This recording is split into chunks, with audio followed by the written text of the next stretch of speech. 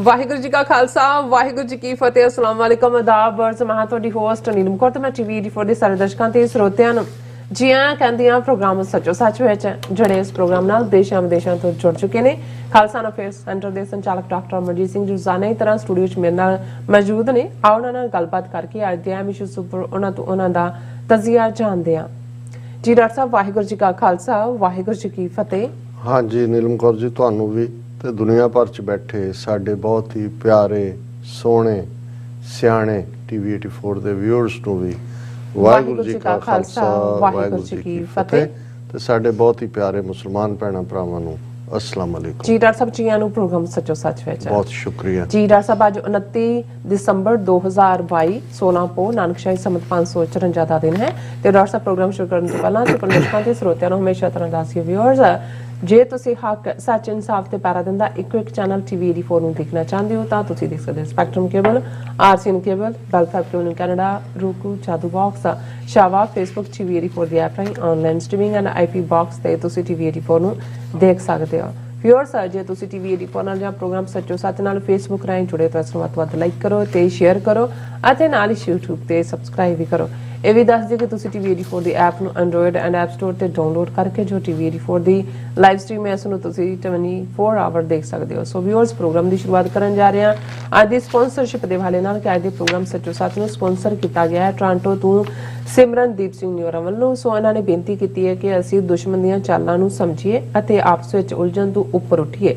ਕਿਵੇਂ ਅੰਮ੍ਰਿਤਪਾਲ ਸਿੰਘ ਹੋਰਾਂ ਤੇ ਸਵਾਲ ਕੀਤੇ ਜਾ ਰਹੇ ਹਨ ਜਿਵੇਂ ਬਸ ਪੰਜਾਬ ਦਾ ਨੁਕਸਾਨ ਕਰਾਉਣ ਲਈ ਹੀ ਸਰਕਾਰ ਨੇ ਉਹਨਾਂ ਨੂੰ ਖੜਾ ਕੀਤਾ ਹੋਵੇ।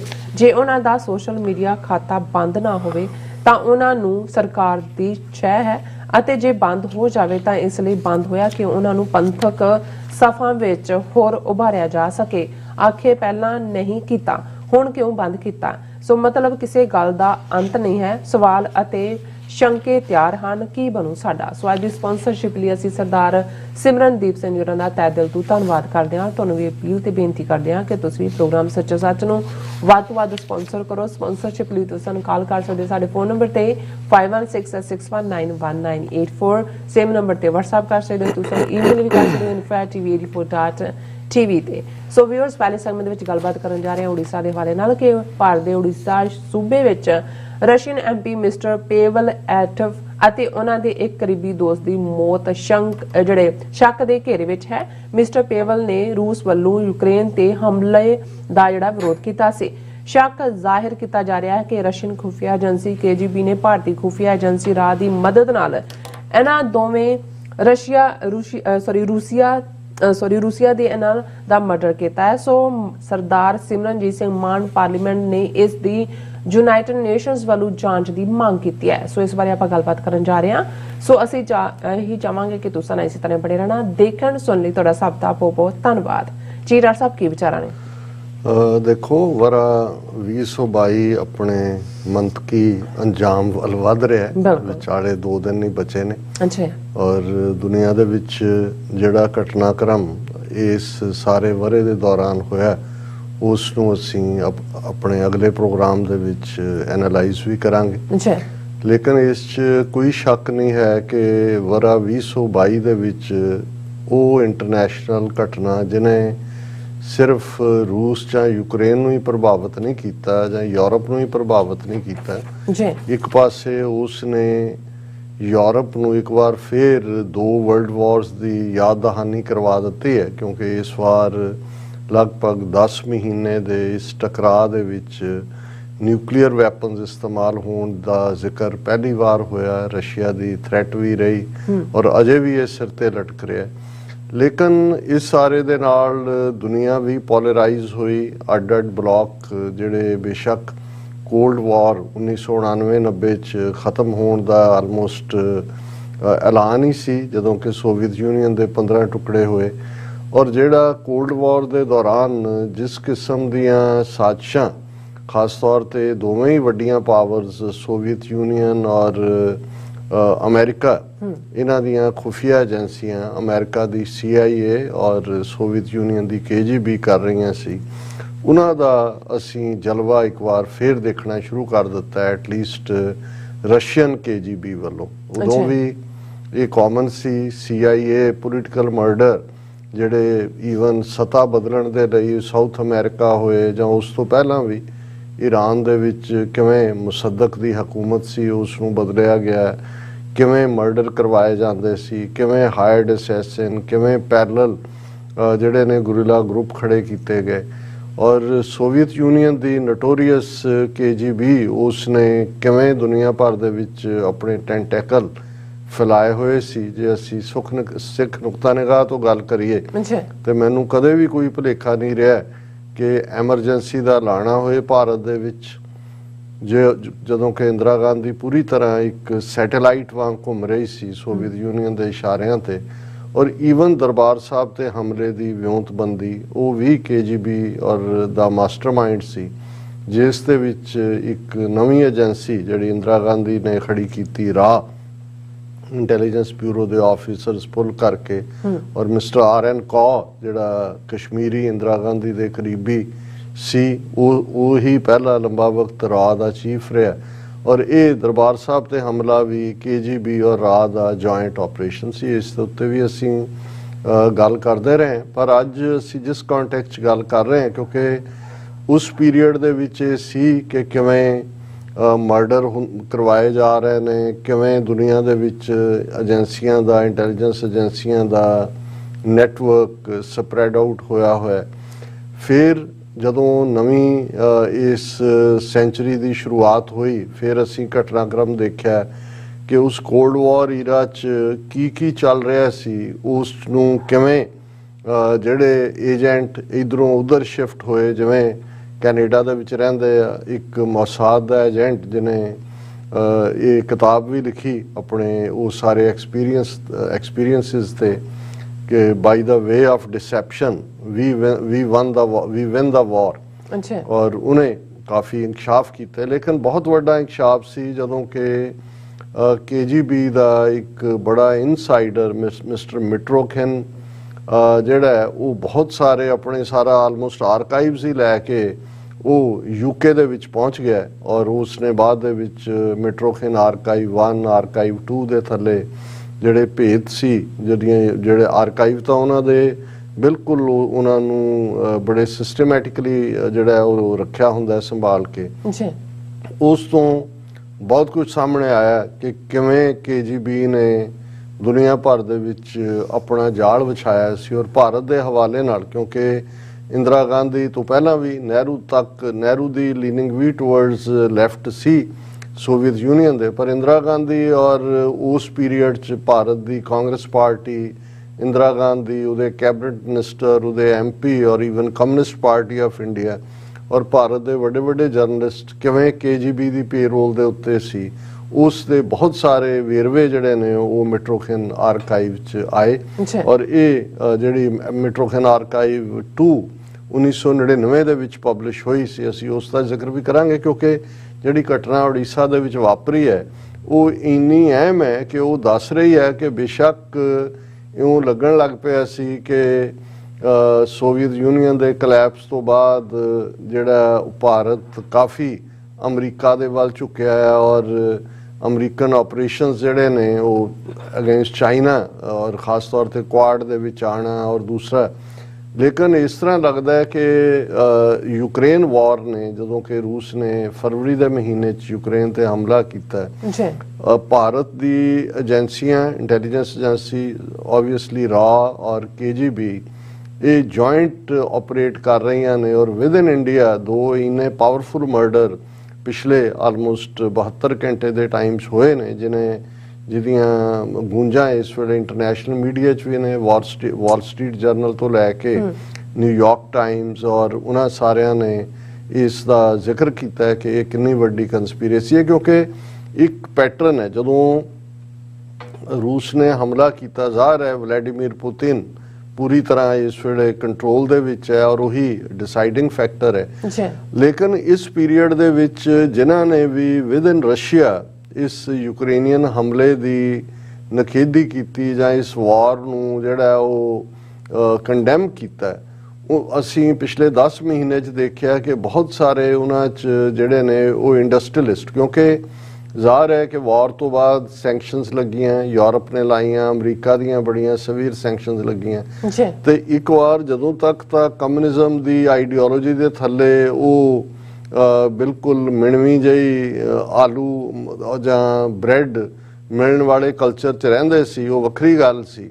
ਲੇਕਿਨ ਜਦੋਂ ਹੀ ਸੋਵੀਅਤ ਯੂਨੀਅਨ ਟੁੱਟਾ, ਸੋਵੀਅਤ ਯੂਨੀਅਨ ਵਿਚਲੇ ਜਿਹੜੇ ਬੜੇ ਉਹਨਾਂ ਦੇ ਬਿਜ਼ਨਸ ਟਾਈਕੂਨ ਸਾਹਮਣੇ ਆਏ ਔਰ ਉਹ ਕਈ ਬਿਲੀਅਨਰ ਹੋਏ, ਉਹਨਾਂ ਦੇ ਜਿਹੜੀ ਫੋਰਬਸ ਲਿਸਟ ਹੁੰਦੀ ਆ ਉਹਨਾਂ 'ਚ ਉਹਨਾਂ ਦੇ ਨਾਂ ਆਏ ਹੁਣ, ਔਰ ਉਹਨਾਂ ਨੇ ਬਹੁਤ ਸਾਰਿਆਂ ਨੇ ਆਪਣੇ ਐਸੈਟ ਯੂਰਪ ਦੇ ਵਿੱਚ, ਅਮਰੀਕਾ 'ਚ, ਦੂਸਰਿਆਂ 'ਚ ਬਣਾਏ।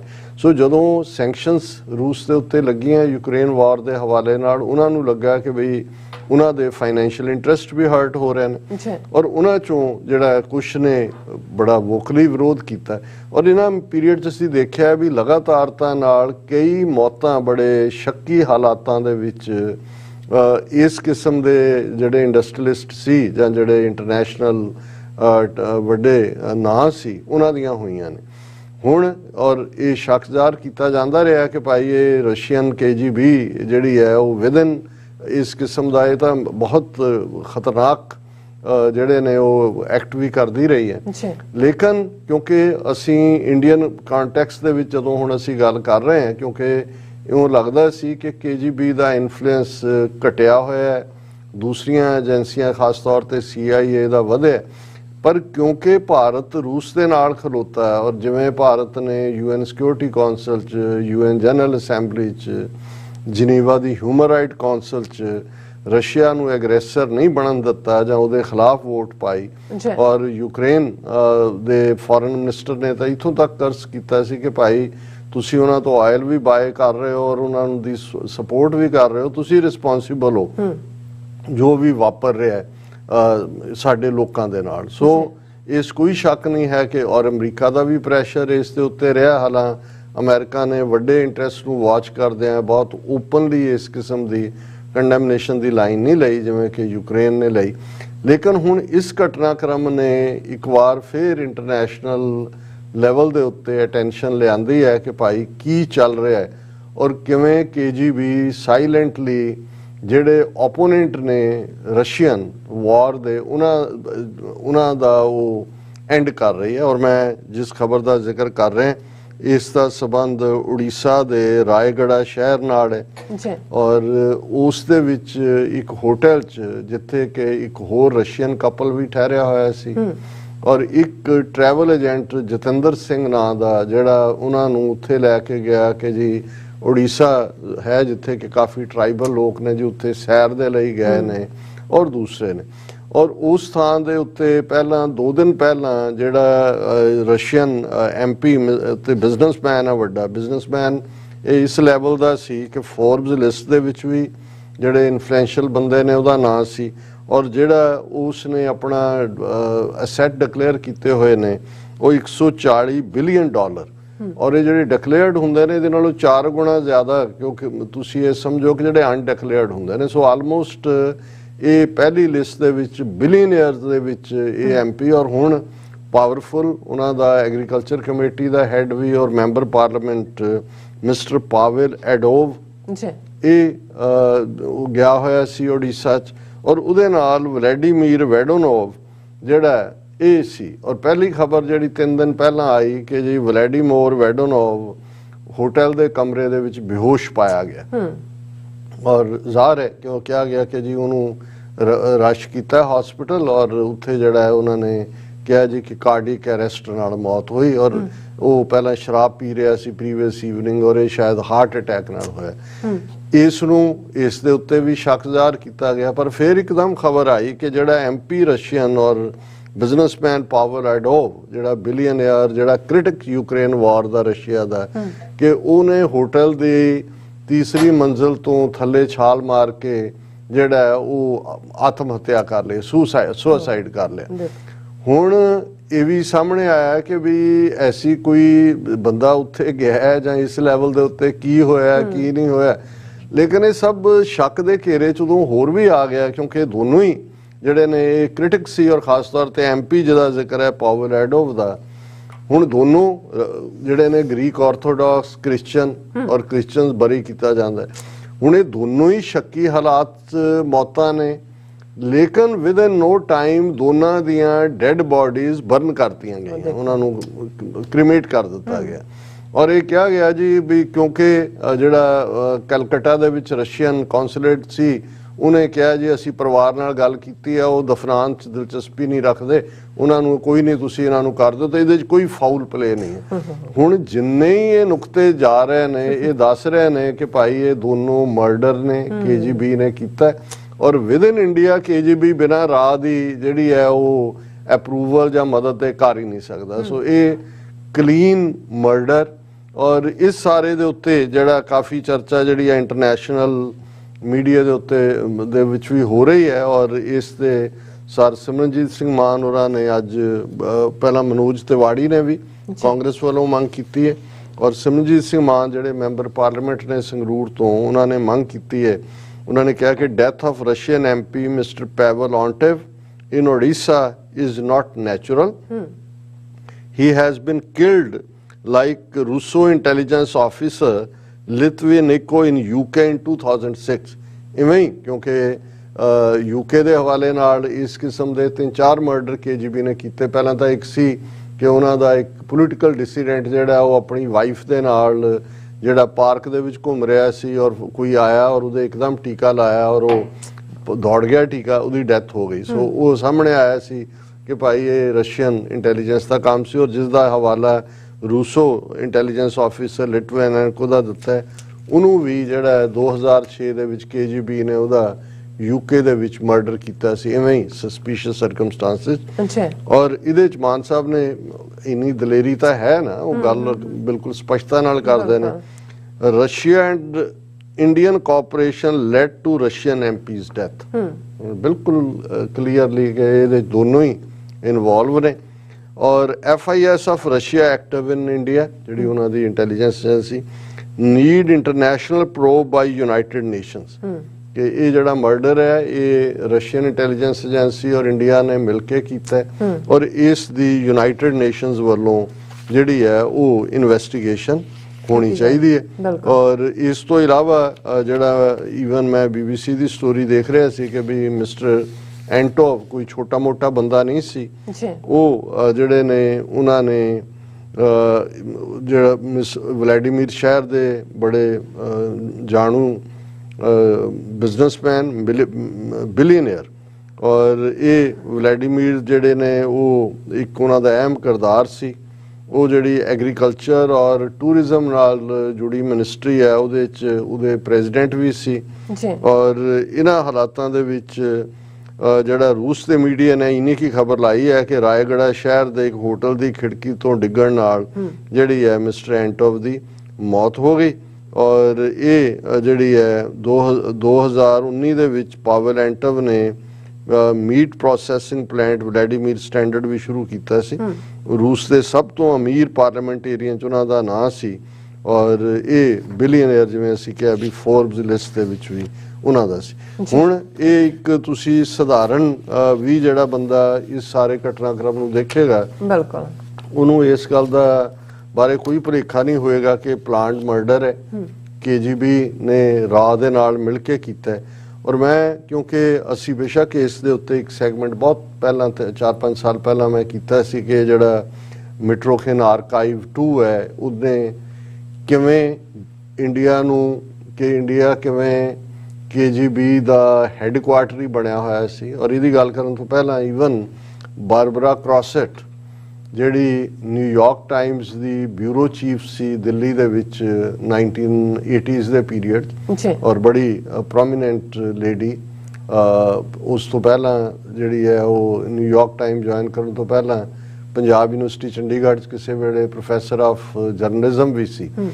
ਔਰ ਰਿਟਾਇਰ ਹੋਣ ਤੋਂ ਬਾਅਦ ਬਾਰਬਰਾ ਕ੍ਰੋਸੈਟ ਨੇ ਇੱਕ ਕਿਤਾਬ ਲਿਖੀ ਆਪਣੀ ਜਦੋਂ ਉਹਨੇ ਨੌਕਰੀ ਬਿਊਰੋ ਚੀਫ ਦੀ ਛੱਡੀ ਇੰਡੀਆ ਦੇ ਵਿੱਚ, ਉਹ ਨਿਊਯਾਰਕ ਟਾਈਮਸ ਦੀ ਬਿਊਰੋ ਚੀਫ ਸੀ ਦਿੱਲੀ ਬੇਸਡ, ਤੇ ਉਹਨੇ ਕਿਤਾਬ ਲਿਖੀ ਇੰਡੀਆ ਇਨ ਦਾ 21st ਸੈਂਚੁਰੀ।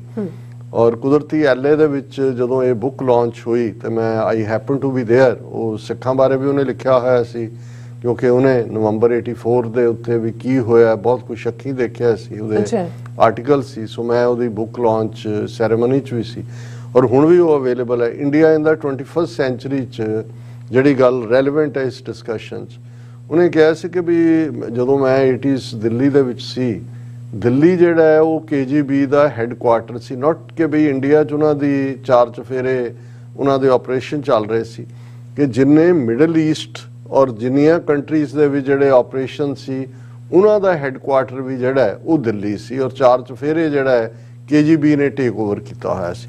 ਹੁਣ ਇਸ ਗੱਲ ਨੂੰ ਮਿਟਰੋਖੇਨ ਆਰਕਾਈਵ ਜਿਹੜਾ 1999 ਚ ਨੇ 2 ਦੇ ਵਿੱਚ ਇੰਡੀਆ ਬਾਰੇ ਲਿਖਿਆ, ਔਰ ਇਹ 1992 ਦੇ ਵਿੱਚ ਮਿਟਰੋਖੇਨ ਜਿਹੜਾ ਸੀ ਇਹ ਉੱਥੋਂ ਨਿਕਲ ਕੇ ਰਸ਼ੀਆ ਚੋਂ ਸਾਰਾ ਲੈ ਕੇ ਆਰਕਾਈਵ UK ਪਹੁੰਚ ਗਿਆ ਸੀ, ਔਰ 2004 ਦੇ ਵਿੱਚ ਉਹਦੀ ਡੈਥ ਹੋਈ। ਲੇਕਿਨ ਮੈਂ ਮੋٹے ਜਿਹੜੇ ਉਹਦੇ ਪੁਆਇੰਟ ਜਿਹੜਾ ਉਹਨੇ ਇੰਡੀਆ ਬਾਰੇ ਔਰ ਇੰਡੀਆ ਦੀਆਂ ਲੈਫਟ ਪਾਰਟੀਜ਼ ਬਾਰੇ ਲਿਖਿਆ, ਮੈਂ ਉਹ ਸ਼ੇਅਰ ਕਰਨਾ ਚਾਹੁੰਦਾ ਕਿ ਵੀ ਇਸ ਦੇ ਵਿੱਚ ਉਹਨੇ ਲਿਖਿਆ ਦਾ ਬੁੱਕ ਕਲੇਮਸ। ਪਹਿਲਾਂ ਤਾਂ ਇਹ ਆ ਕਿ 2 ਚੈਪਟਰ ਜਿਹੜੇ ਨੇ, 2 chapters title the special relationship with India, detail the scale of KGB operations in India and the extent of the penetration. Judging by the contents, both were pretty successful. Okay, the book claims that maximum operational effort by KGB in a third world country during the Cold War was in India, that the number of KGB agents in India during the 1970s was the largest outside the Soviet Union. ਕਿ ਇੰਨਾ ਵੱਡਾ KGB ਦੇ operation ਸੀ ਕਿ ਜਿੰਨੇ KGB ਦੇ ਬੰਦੇ Soviet union 'ਚ ਸੀ, ਉਸ ਤੋਂ ਬਾਅਦ ਨੰਬਰ 2 ਤੇ ਦੁਨੀਆ 'ਚ ਜੇ ਕਿਤੇ ਸੀ KGB ਦੇ ਏਜੰਟ ਤੇ ਉਹ ਇੰਡੀਆ 'ਚ ਸੀ। ਔਰ ਫਿਰ ਉਹਨੇ ਲਿਖਿਆ ਕਿ ਇੰਦਰਾ ਗਾਂਧੀ ਜਿਹਦਾ ਕੋਡ ਨੇਮ, ਕਿਉਂਕਿ ਜਦੋਂ ਇੰਟੈਲੀਜੈਂਸ ਏਜੰਸੀਆਂ ਕਿਸੇ ਨੂੰ ਰਿਕਰੂਟ ਕਰਦੀਆਂ ਉਹਦਾ ਓਰੀਜਨਲ ਨਾਂ ਨਹੀਂ ਦਿੰਦੀਆਂ, ਕਿਉਂਕਿ ਉਹਨਾਂ ਨੂੰ ਵੀ ਪਤਾ ਹੁੰਦਾ ਵੀ ਕਿਸੇ ਸਟੇਜ ਤੇ ਸਾਰਾ ਬਲੋ ਆਊਟ ਹੋ ਸਕਦਾ, ਉਹ ਉਹਨੂੰ ਕੋਡ ਨੇਮ ਦਿੰਦੀਆਂ ਨੇ। ਸੋ ਇਹਨੇ ਮਿਟਰੋਖੇਨ ਆਰਕਾਈਵ 'ਚ ਹੈ ਕਿ ਇੰਦਰਾ ਗਾਂਧੀ ਦਾ ਕੋਡ ਨੇਮ ਵਾਨੋ ਸੀ, ਵਾਨੋ VANO। ਇਹ was sent suitcases of money meant for Congress coffers, ਕਿ ਉਹਨੂੰ ਬੜੇ ਸੂਟਕੇਸ ਨੋਟਾਂ ਦੇ ਭਰ ਕੇ KGB ਵੱਲੋਂ ਭੇਜੇ ਜਾਂਦੇ ਸੀ ਕਿ ਜਿਹੜਾ ਕਾਂਗਰਸ ਦੇ ਖਾਤੇ 'ਚ। On one occasion a secret gift of ₹2 million from Politburo to the Congress was personally delivered by the KGB head in India, Leonid Shabarshin.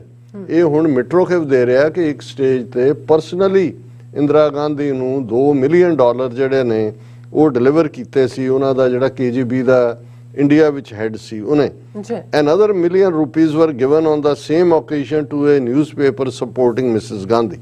ਕਿ ਉਹਨਾਂ ਨੇ ਅੱਜ ਵੀ ਜੇ ਅਸੀਂ ਦੇਖੀਏ ਵੀ ਨੈਰੇਟਿਵ ਕਿਵੇਂ ਬਦਲਦੇ ਨੇ ਜਾਂ ਮੀਡੀਆ ਨੂੰ ਕਿਵੇਂ ਕਾਬੂ ਕੀਤਾ ਜਾਂਦਾ ਹੈ, ਜਾਂ ਜਦੋਂ ਅਸੀਂ 80s ਦਾ ਜ਼ਿਕਰ ਕਰਦੇ ਹਾਂ ਕਿ ਕਿਵੇਂ ਸਿੱਖ ਮੂਵਮੈਂਟ ਨੂੰ, ਧਰਮ ਯੁੱਧ ਮੋਰਚੇ ਨੂੰ ਵਿਲੀਫਾਈ ਕੀਤਾ ਗਿਆ, ਕਿਵੇਂ ਪੰਜਾਬ ਦੇ ਕਮਿਊਨਿਸਟ ਜਿਹੜੇ ਨੇ ਉਹ ਅੱਗੇ ਵੱਧ ਕੇ ਇੰਦਰਾ ਗਾਂਧੀ ਦੇ ਹਮਾਇਤੀ ਔਰ ਸਿੱਖਾਂ ਦੇ ਖਿਲਾਫ, ਖਾਲਿਸਤਾਨ ਦੇ ਖਿਲਾਫ ਭੁਗਤਦੇ ਰਹੇ ਔਰ ਅੱਜ ਵੀ ਭੁਗਤ ਰਹੇ ਨੇ।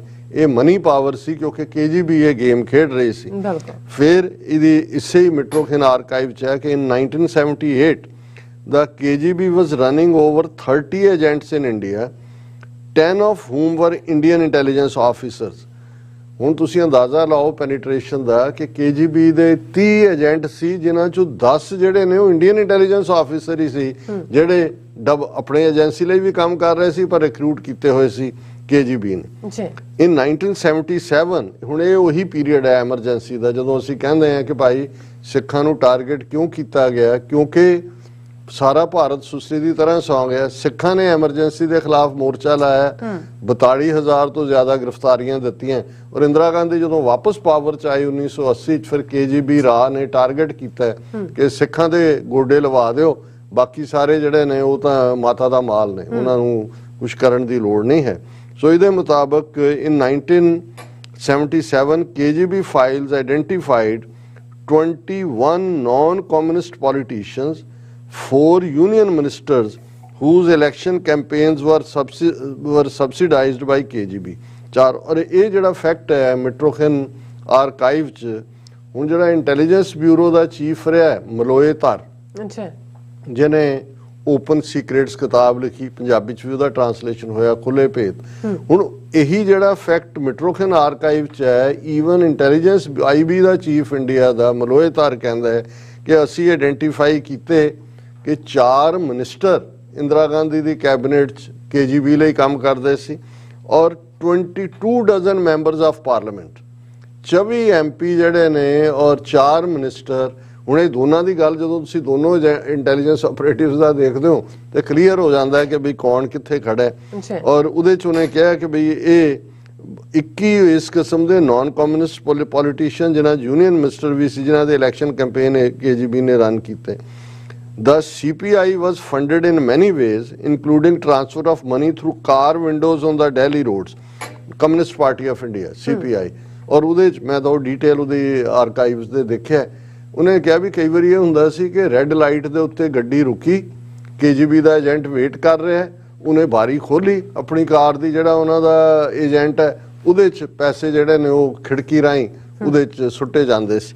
ਔਰ ਫਿਰ ਉਹਨੇ ਕਿਹਾ ਕਿ in 1959 CPI General Secretary Ajoy Ghosh agreed on a plan to found an import-export business for trade with Soviet bloc. A little more than a decade, its annual profits grew to over rupees 3 million. ਹੁਣ ਇਹ ਵੀ ਹੁੰਦਾ ਹੈ ਕਿ ਏਜੰਸੀਆਂ business ਦੇ ਨਾਂ ਥੱਲੇ ਪੈਸੇ ਟ੍ਰਾਂਸਫਰ ਕਰਦੀਆਂ, ਖਿਲਾ ਦਿੱਤਾ ਉਹਨਾਂ ਨੇ ਬਿਜ਼ਨਸ ਅਕਾਊਂਟ, ਔਰ ਕਿਵੇਂ ਹੋਇਆ। ਹੁਣ ਕਿਸ ਲੈਵਲ ਤੇ KGB ਫੰਡ ਕਰ ਰਹੀ ਸੀ ਇੰਡੀਅਨ ਆਪਰੇਸ਼ਨ ਨੂੰ।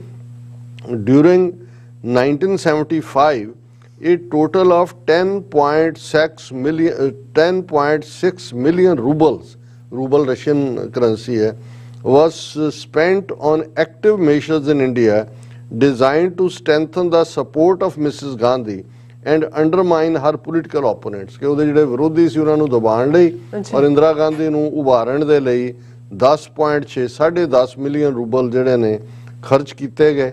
ਫਿਰ ਉਹਨਾਂ ਨੇ ਅੱਗੋਂ ਹੋਰ ਵੀ ਬਹੁਤ ਸਾਰੀਆਂ ਡਿਟੇਲਸ ਦਿੱਤੀਆਂ ਨੇ ਕਿ ਕਿਵੇਂ ਕਿਵੇਂ KGB ਨੇ ਜਿਹੜੇ ਨੇ ਇਲੈਕਸ਼ਨ ਫੰਡ ਕੀਤੇ। By 1973, the KGB had 10 Indian newspaper on its payroll plus a press agency. During 1975, the KGB planted 5,510 articles in Indian newspapers. ਕਿ 10 ਅਖਬਾਰਾਂ ਪੂਰੀ ਤਰ੍ਹਾਂ KGB ਦੇ ਕੰਟਰੋਲ 'ਚ। ਔਰ ਜਿਵੇਂ ਹੁਣ ਅਸੀਂ ਕਹਿੰਦੇ ਹਾਂ ਜੀ ਏਜੰਸੀਆਂ ਨੇ ਸਟੋਰੀ ਪਲਾਂਟ ਕੀਤੀ, ਉਹ ਇਹ ਹੈ ਕਿ 5,510 ਆਰਟੀਕਲ ਇੰਡੀਅਨ ਨਿਊਜ਼ਪੇਪਰਸ ਦੇ ਵਿੱਚ KGB ਨੇ ਪਲਾਂਟ ਕਰਵਾਏ। ਔਰ ਇਹ ਸਾਰੇ ਦੇ ਚੱਲਦੇ ਆ ਇਸ ਤੋਂ ਪਹਿਲਾਂ ਇਹ ਜਿਹੜੇ ਸਾਰੇ ਫੈਕਟ ਨੇ ਮੈਟਰੋ ਖਿਲ ਆਰਕਾਈਵ 'ਚ ਆਏ। ਉਸ ਤੋਂ ਪਹਿਲਾਂ ਵੀ KGB ਦੇ 2 ਆਫੀਸ਼ੀਅਲ, ਇਹਨਾਂ 'ਚ ਇੱਕ ਸ਼ਰਬਾਸ਼ਨ ਫਾਰਮਰ KGB ਏਜੰਟ ਸੀ ਦਿੱਲੀ 'ਚ, ਉਹਨਾਂ ਨੇ ਵੀ ਇਹਨਾਂ ਸਾਰਿਆਂ ਦੀ ਤਸਦੀਕ ਕੀਤੀ ਹੋਈ ਹੈ ਕਿ ਭਾਈ ਇਹ ਸਾਰਾ ਕਿਸ ਲੈਵਲ ਦੇ ਉੱਤੇ ਇਹਨਾਂ ਦੀ ਇੰਟਰਫੀਰੇਸ਼ਨ ਜਿਹੜੀ ਹੈ ਇਨਫਲੂਐਂਸ ਰਿਹਾ। ਔਰ ਇਹ ਫਿਰ ਇਹ ਆਇਆ ਕਿ ਭਾਈ ਕਿਸ ਲੈਵਲ ਦੇ ਉੱਤੇ not that the KGB was only agency active in India. Another noting by Oleg Klogin, former KGB Major General, says, it seems like the entire country was for sale. The KGB and CIA had deeply penetrated the Indian government.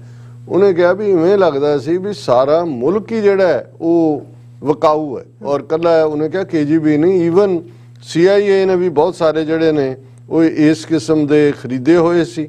ਔਰ ਇਸ ਦੇ ਨਾਲ ਨਾਲ ਉਹਨਾਂ ਨੇ ਕਿਹਾ ਕਿ ਜੀ ਇਹਦੇ ਕਰਕੇ ਅਸੀਂ ਜਿਹੜੇ ਮਰਜ਼ੀ ਆਰਟੀਕਲ ਐਂਟੀ US ਲਵਾ ਸਕਦੇ ਸੀ।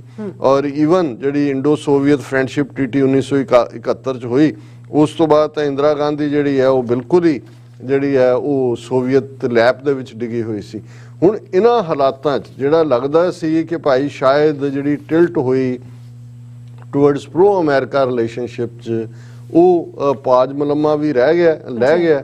ਔਰ ਜਿਸ ਅੰਦਾਜ਼ ਦੇ ਵਿੱਚ ਮਿਸਟਰ ਪਾਵਲ ਐਡੋਟ ਔਰ ਉਹਦੇ ਸਾਥੀ ਦਾ ਮਰਡਰ ਕੀਤਾ ਗਿਆ, ਇਹ ਬਿਲਕੁਲ KGB ਰਾ ਆਪਰੇਸ਼ਨ ਹੈ।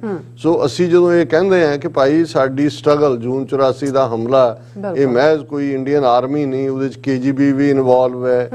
ਉਸ ਦੇ ਵਿੱਚ ਅਸੀਂ ਮਾਰਗਰੇਟ ਥੈਚਰ ਦਾ ਕੀ ਰੋਲ ਸੀ, MI6 ਨੇ ਕੀ ਰੋਲ ਅਦਾ ਕੀਤਾ, ਇੰਡੋ ਤਿੱਬਤਨ ਜਿਹੜੇ ਉਹਨਾਂ ਦੇ ਕਮਾਂਡੋ ਜਿਹੜੇ ਕਿ ਮੋਸਾਦ ਔਰ CIA ਦੇ ਟ੍ਰੇਨਡ ਸੀ, ਉਹਨਾਂ ਨੂੰ ਕਿਵੇਂ ਵਰਤਿਆ ਗਿਆ।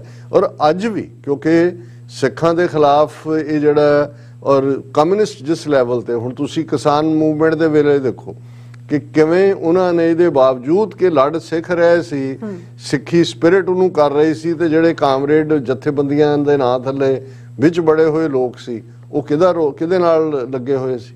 ਮੋਦੀ ਨਾਲ ਰਲੇ ਹੋਏ ਸੀ। ਕਿਵੇਂ ਪੰਜਾਬ 'ਚ ਸਾਰੇ ਉਸ ਪੋਲੀਟੀਕਲ ਮਾਹੌਲ ਨੂੰ ਡਿਸਟਰੋਏ ਕੀਤਾ ਗਿਆ, ਕਿਵੇਂ ਅੱਗੇ ਵੱਧ ਕੇ ਸਿੱਖੀ ਦੀ ਵਿਰੋਧਤਾ ਅੱਜ ਤੱਕ ਵੀ ਉਹਨਾਂ ਦੀ ਲਾਈਨ ਹੈ। ਹੁਣ ਵੀ ਤੁਸੀਂ ਦੇਖੋਗੇ ਕਿ ਕੋਈ ਵੀ ਸਿੱਖੀ ਵੈਲਿਊਜ਼ ਨਾਲ ਰਿਲੇਟਡ ਕੋਈ ਗੱਲ ਆਉਂਦੀ ਹੈ ਤਾਂ ਸਭ ਤੋਂ ਵੱਡਾ ਵਿਰੋਧ ਜਿਹੜੇ ਨੇ ਉਹ ਕਾਮਰੇਡੀ ਜਿਹੜੇ ਆਪਣੇ ਆਪ ਨੂੰ ਵਿਚਾਰਧਾਰਾ ਵਾਲੇ ਕਹਿੰਦੇ ਨੇ ਉਹ ਕਰ ਰਹੇ ਹੁੰਦੇ ਨੇ।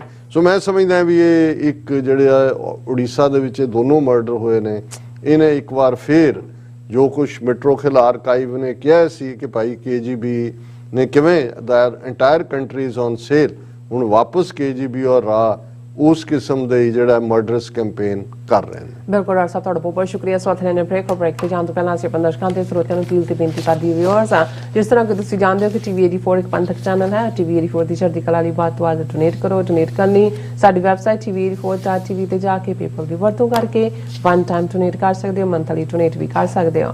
ਤੁਸੀਂ TV 84 ਦੇ ਨਾਮ ਤੇ ਚੈੱਕ ਬਣਾ ਕੇ ਸਾਨੂੰ ਮੇਲ ਵੀ ਕਰ ਸਕਦੇ ਹੋ ਸਾਡੇ ਇਸ ਪਤੇ ਤੇ 36-01 37th Avenue, Long Island City, New York 11101 USA, ਜਾਂ ਫਿਰ ਤੁਸੀਂ ਸਾਨੂੰ ਫੋਨ ਰਾਹੀਂ ਵੀ ਸੰਪਰਕ ਕਰ ਸਕਦੇ ਹੋ ਸਾਡੇ ਫੋਨ ਨੰਬਰ ਤੇ 5166191984। ਤੁਸੀਂ ਸਾਨੂੰ ਈਮੇਲ ਵੀ ਕਰ ਸਕਦੇ ਹੋ info@tv84.tv ਤੇ। ਅਸੀਂ ਤੁਹਾਡੇ ਤਹਿ ਦਿਲ ਤੋਂ ਸ਼ੁਕਰਗੁਜ਼ਾਰ ਹੋਵਾਂਗੇ। ਸੱਤ ਲੈਣੇ ਬ੍ਰੇਕ ਵਿਊਅਰਸ, ਤੁਸੀਂ ਇਸ ਤਰ੍ਹਾਂ ਬਣੇ ਰਹਿਣਾ। ਮਿਲਦੇ ਹਾਂ ਛੋਟੇ ਜਿਹੇ ਬ੍ਰੇਕ ਤੋਂ ਬਾਅਦ।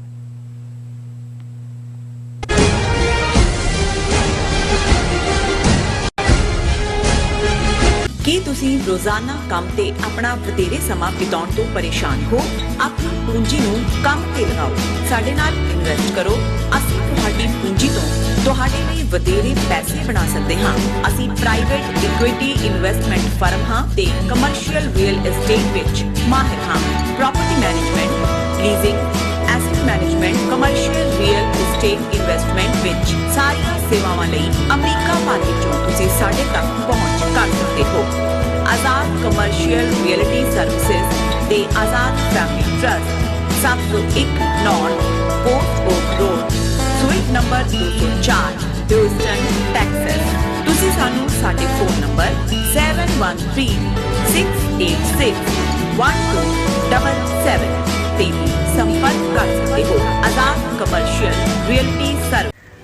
UK, ਜਨੇਵਾ, ਇਟਲੀ, ਆਸਟਰੀਆ ਅਤੇ ਕੈਨੇਡਾ ਤੋਂ ਬਾਅਦ ਖਾਲਿਸਤਾਨ ਰੈਫਰੈਂਡਮ ਦੀਆਂ ਵੋਟਾਂ ਦਾ ਅਗਲਾ ਪੜਾਅ ਆਸਟ੍ਰੇਲੀਆ।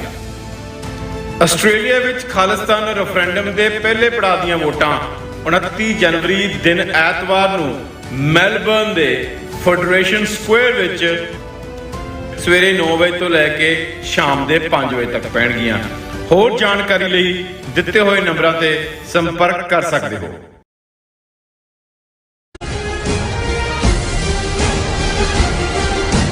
ਦਰਸ਼ਕੋ, ਬ੍ਰੇਕ ਤੋਂ ਬਾਅਦ ਤੁਹਾਡਾ ਸਭ ਦਾ ਭਰਪੂਰ ਸਵਾਗਤ ਹੈ। ਸੋ ਵਿਊਅਰਸ, ਦੂਸਰੇ ਸੈਗਮੈਂਟ ਵਿੱਚ ਗੱਲਬਾਤ ਕਰਨ ਜਾ ਰਹੇ ਹਾਂ ਕਿ ਭਾਰਤ ਦੇ ਹੋਮ ਮਿਨਿਸਟਰ ਅਮਿਤ ਸ਼ਾਹ ਨੇ ਕਿਹਾ ਹੈ ਕਿ ਦੁਸ਼ਮਣ ਦੇਸ਼ਾਂ ਨਾਲ ਲੱਗਦੀਆਂ ਸਰਹੱਦਾਂ ਤੇ ਦੇਸ਼ ਭਗਤ ਸ਼ਹਿਰੀਆਂ ਨੂੰ ਜਿਹੜਾ ਵਸਾਇਆ ਜਾਣਾ ਚਾਹੀਦਾ ਹੈ। ਕੀ ਭਾਰਤੀ ਹਾਕਮ ਪੰਜਾਬ ਦੇ 6 ਬਾਰਡਰ ਜ਼ਿਲ੍ਹਿਆਂ ਵਿੱਚ ਵਸਦੇ ਸਿੱਖਾਂ ਨੂੰ ਉਜਾੜਨ ਦੀ ਯੋਜਨਾ ਤਾਂ ਨਹੀਂ ਬਣਾ ਰਹੇ?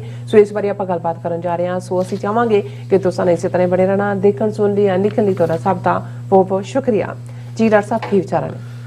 ਦੇਖੋ, ਇਸ ਵੇਲੇ ਮੋਦੀ ਹਕੂਮਤ, ਉਹਨਾਂ ਦੇ ਹੋਮ ਮਿਨਿਸਟਰ ਅਮਿਤ ਸ਼ਾਹ ਔਰ ਇੰਟੈਲੀਜੈਂਸ ਏਜੰਸੀਆਂ, ਜਿਨ੍ਹਾਂ ਦੇ ਵਿੱਚ ਅਜੀਤ ਡੋਵਲ ਉਹਨਾਂ ਦਾ ਮੇਨ ਨੈਸ਼ਨਲ ਸਿਕਿਉਰਿਟੀ ਐਡਵਾਈਜ਼ਰ ਜੀ, ਔਰ ਪੰਜਾਬ ਚੋਂ ਵੀ ਦਿਨਕਰ ਗੁਪਤਾ, ਜਿਸ ਨੂੰ ਇਹ NIA 'ਚ ਲੈ ਗਏ ਨੇ, ਨੈਸ਼ਨਲ ਇਨਵੈਸਟੀਗੇਟਿਵ ਏਜੰਸੀ, ਇਹ ਸਿੱਖ ਕੌਮ ਦੇ ਖਿਲਾਫ ਬਹੁਤ ਡੂੰਘੀਆਂ ਸਾਜ਼ਿਸ਼ਾਂ ਚੱਲ ਰਹੇ ਨੇ।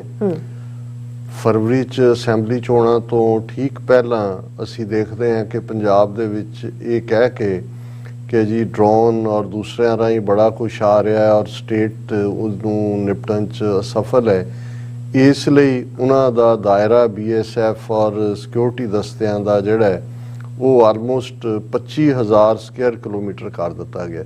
ਸੋ ਨਤੀਜੇ ਦੇ ਤੌਰ ਤੇ ਆਲਮੋਸਟ ਸਾਰੇ ਦੇ ਸਾਰੇ ਜਿਹੜੇ ਬਾਰਡਰ ਜ਼ਿਲ੍ਹੇ ਨੇ, 6 ਜ਼ਿਲ੍ਹੇ ਇਸ ਵੇਲੇ ਜਿਹੜੇ ਪੰਜਾਬ ਦੇ ਬਾਰਡਰ ਜ਼ਿਲ੍ਹੇ ਨੇ ਪਾਕਿਸਤਾਨ ਨਾਲ ਲੱਗਦੇ, ਉਹਨਾਂ ਦੇ ਵਿੱਚ ਤਰਨਤਾਰਨ ਹੈ, ਅੰਮ੍ਰਿਤਸਰ ਹੈ, ਪਠਾਨਕੋਟ ਹੈ, ਫਿਰੋਜ਼ਪੁਰ ਹੈ, ਫਾਜ਼ਿਲਕਾ ਹੈ, ਇਹਨਾਂ ਸਾਰਿਆਂ ਨੂੰ ਉਹਨਾਂ ਨੇ, ਗੁਰਦਾਸਪੁਰ ਹੈ, ਇਹਨਾਂ ਸਾਰਿਆਂ ਨੂੰ ਜਿਹੜਾ ਆਲਮੋਸਟ ਇਹ ਟੈਰੀਟਰੀ 25,000 ਪੰਜਾਬ 50,300 ਸਕੁਅਰ ਕਿਲੋਮੀਟਰ ਦੇ ਨੇੜੇ ਤੇੜੇ ਹੈ।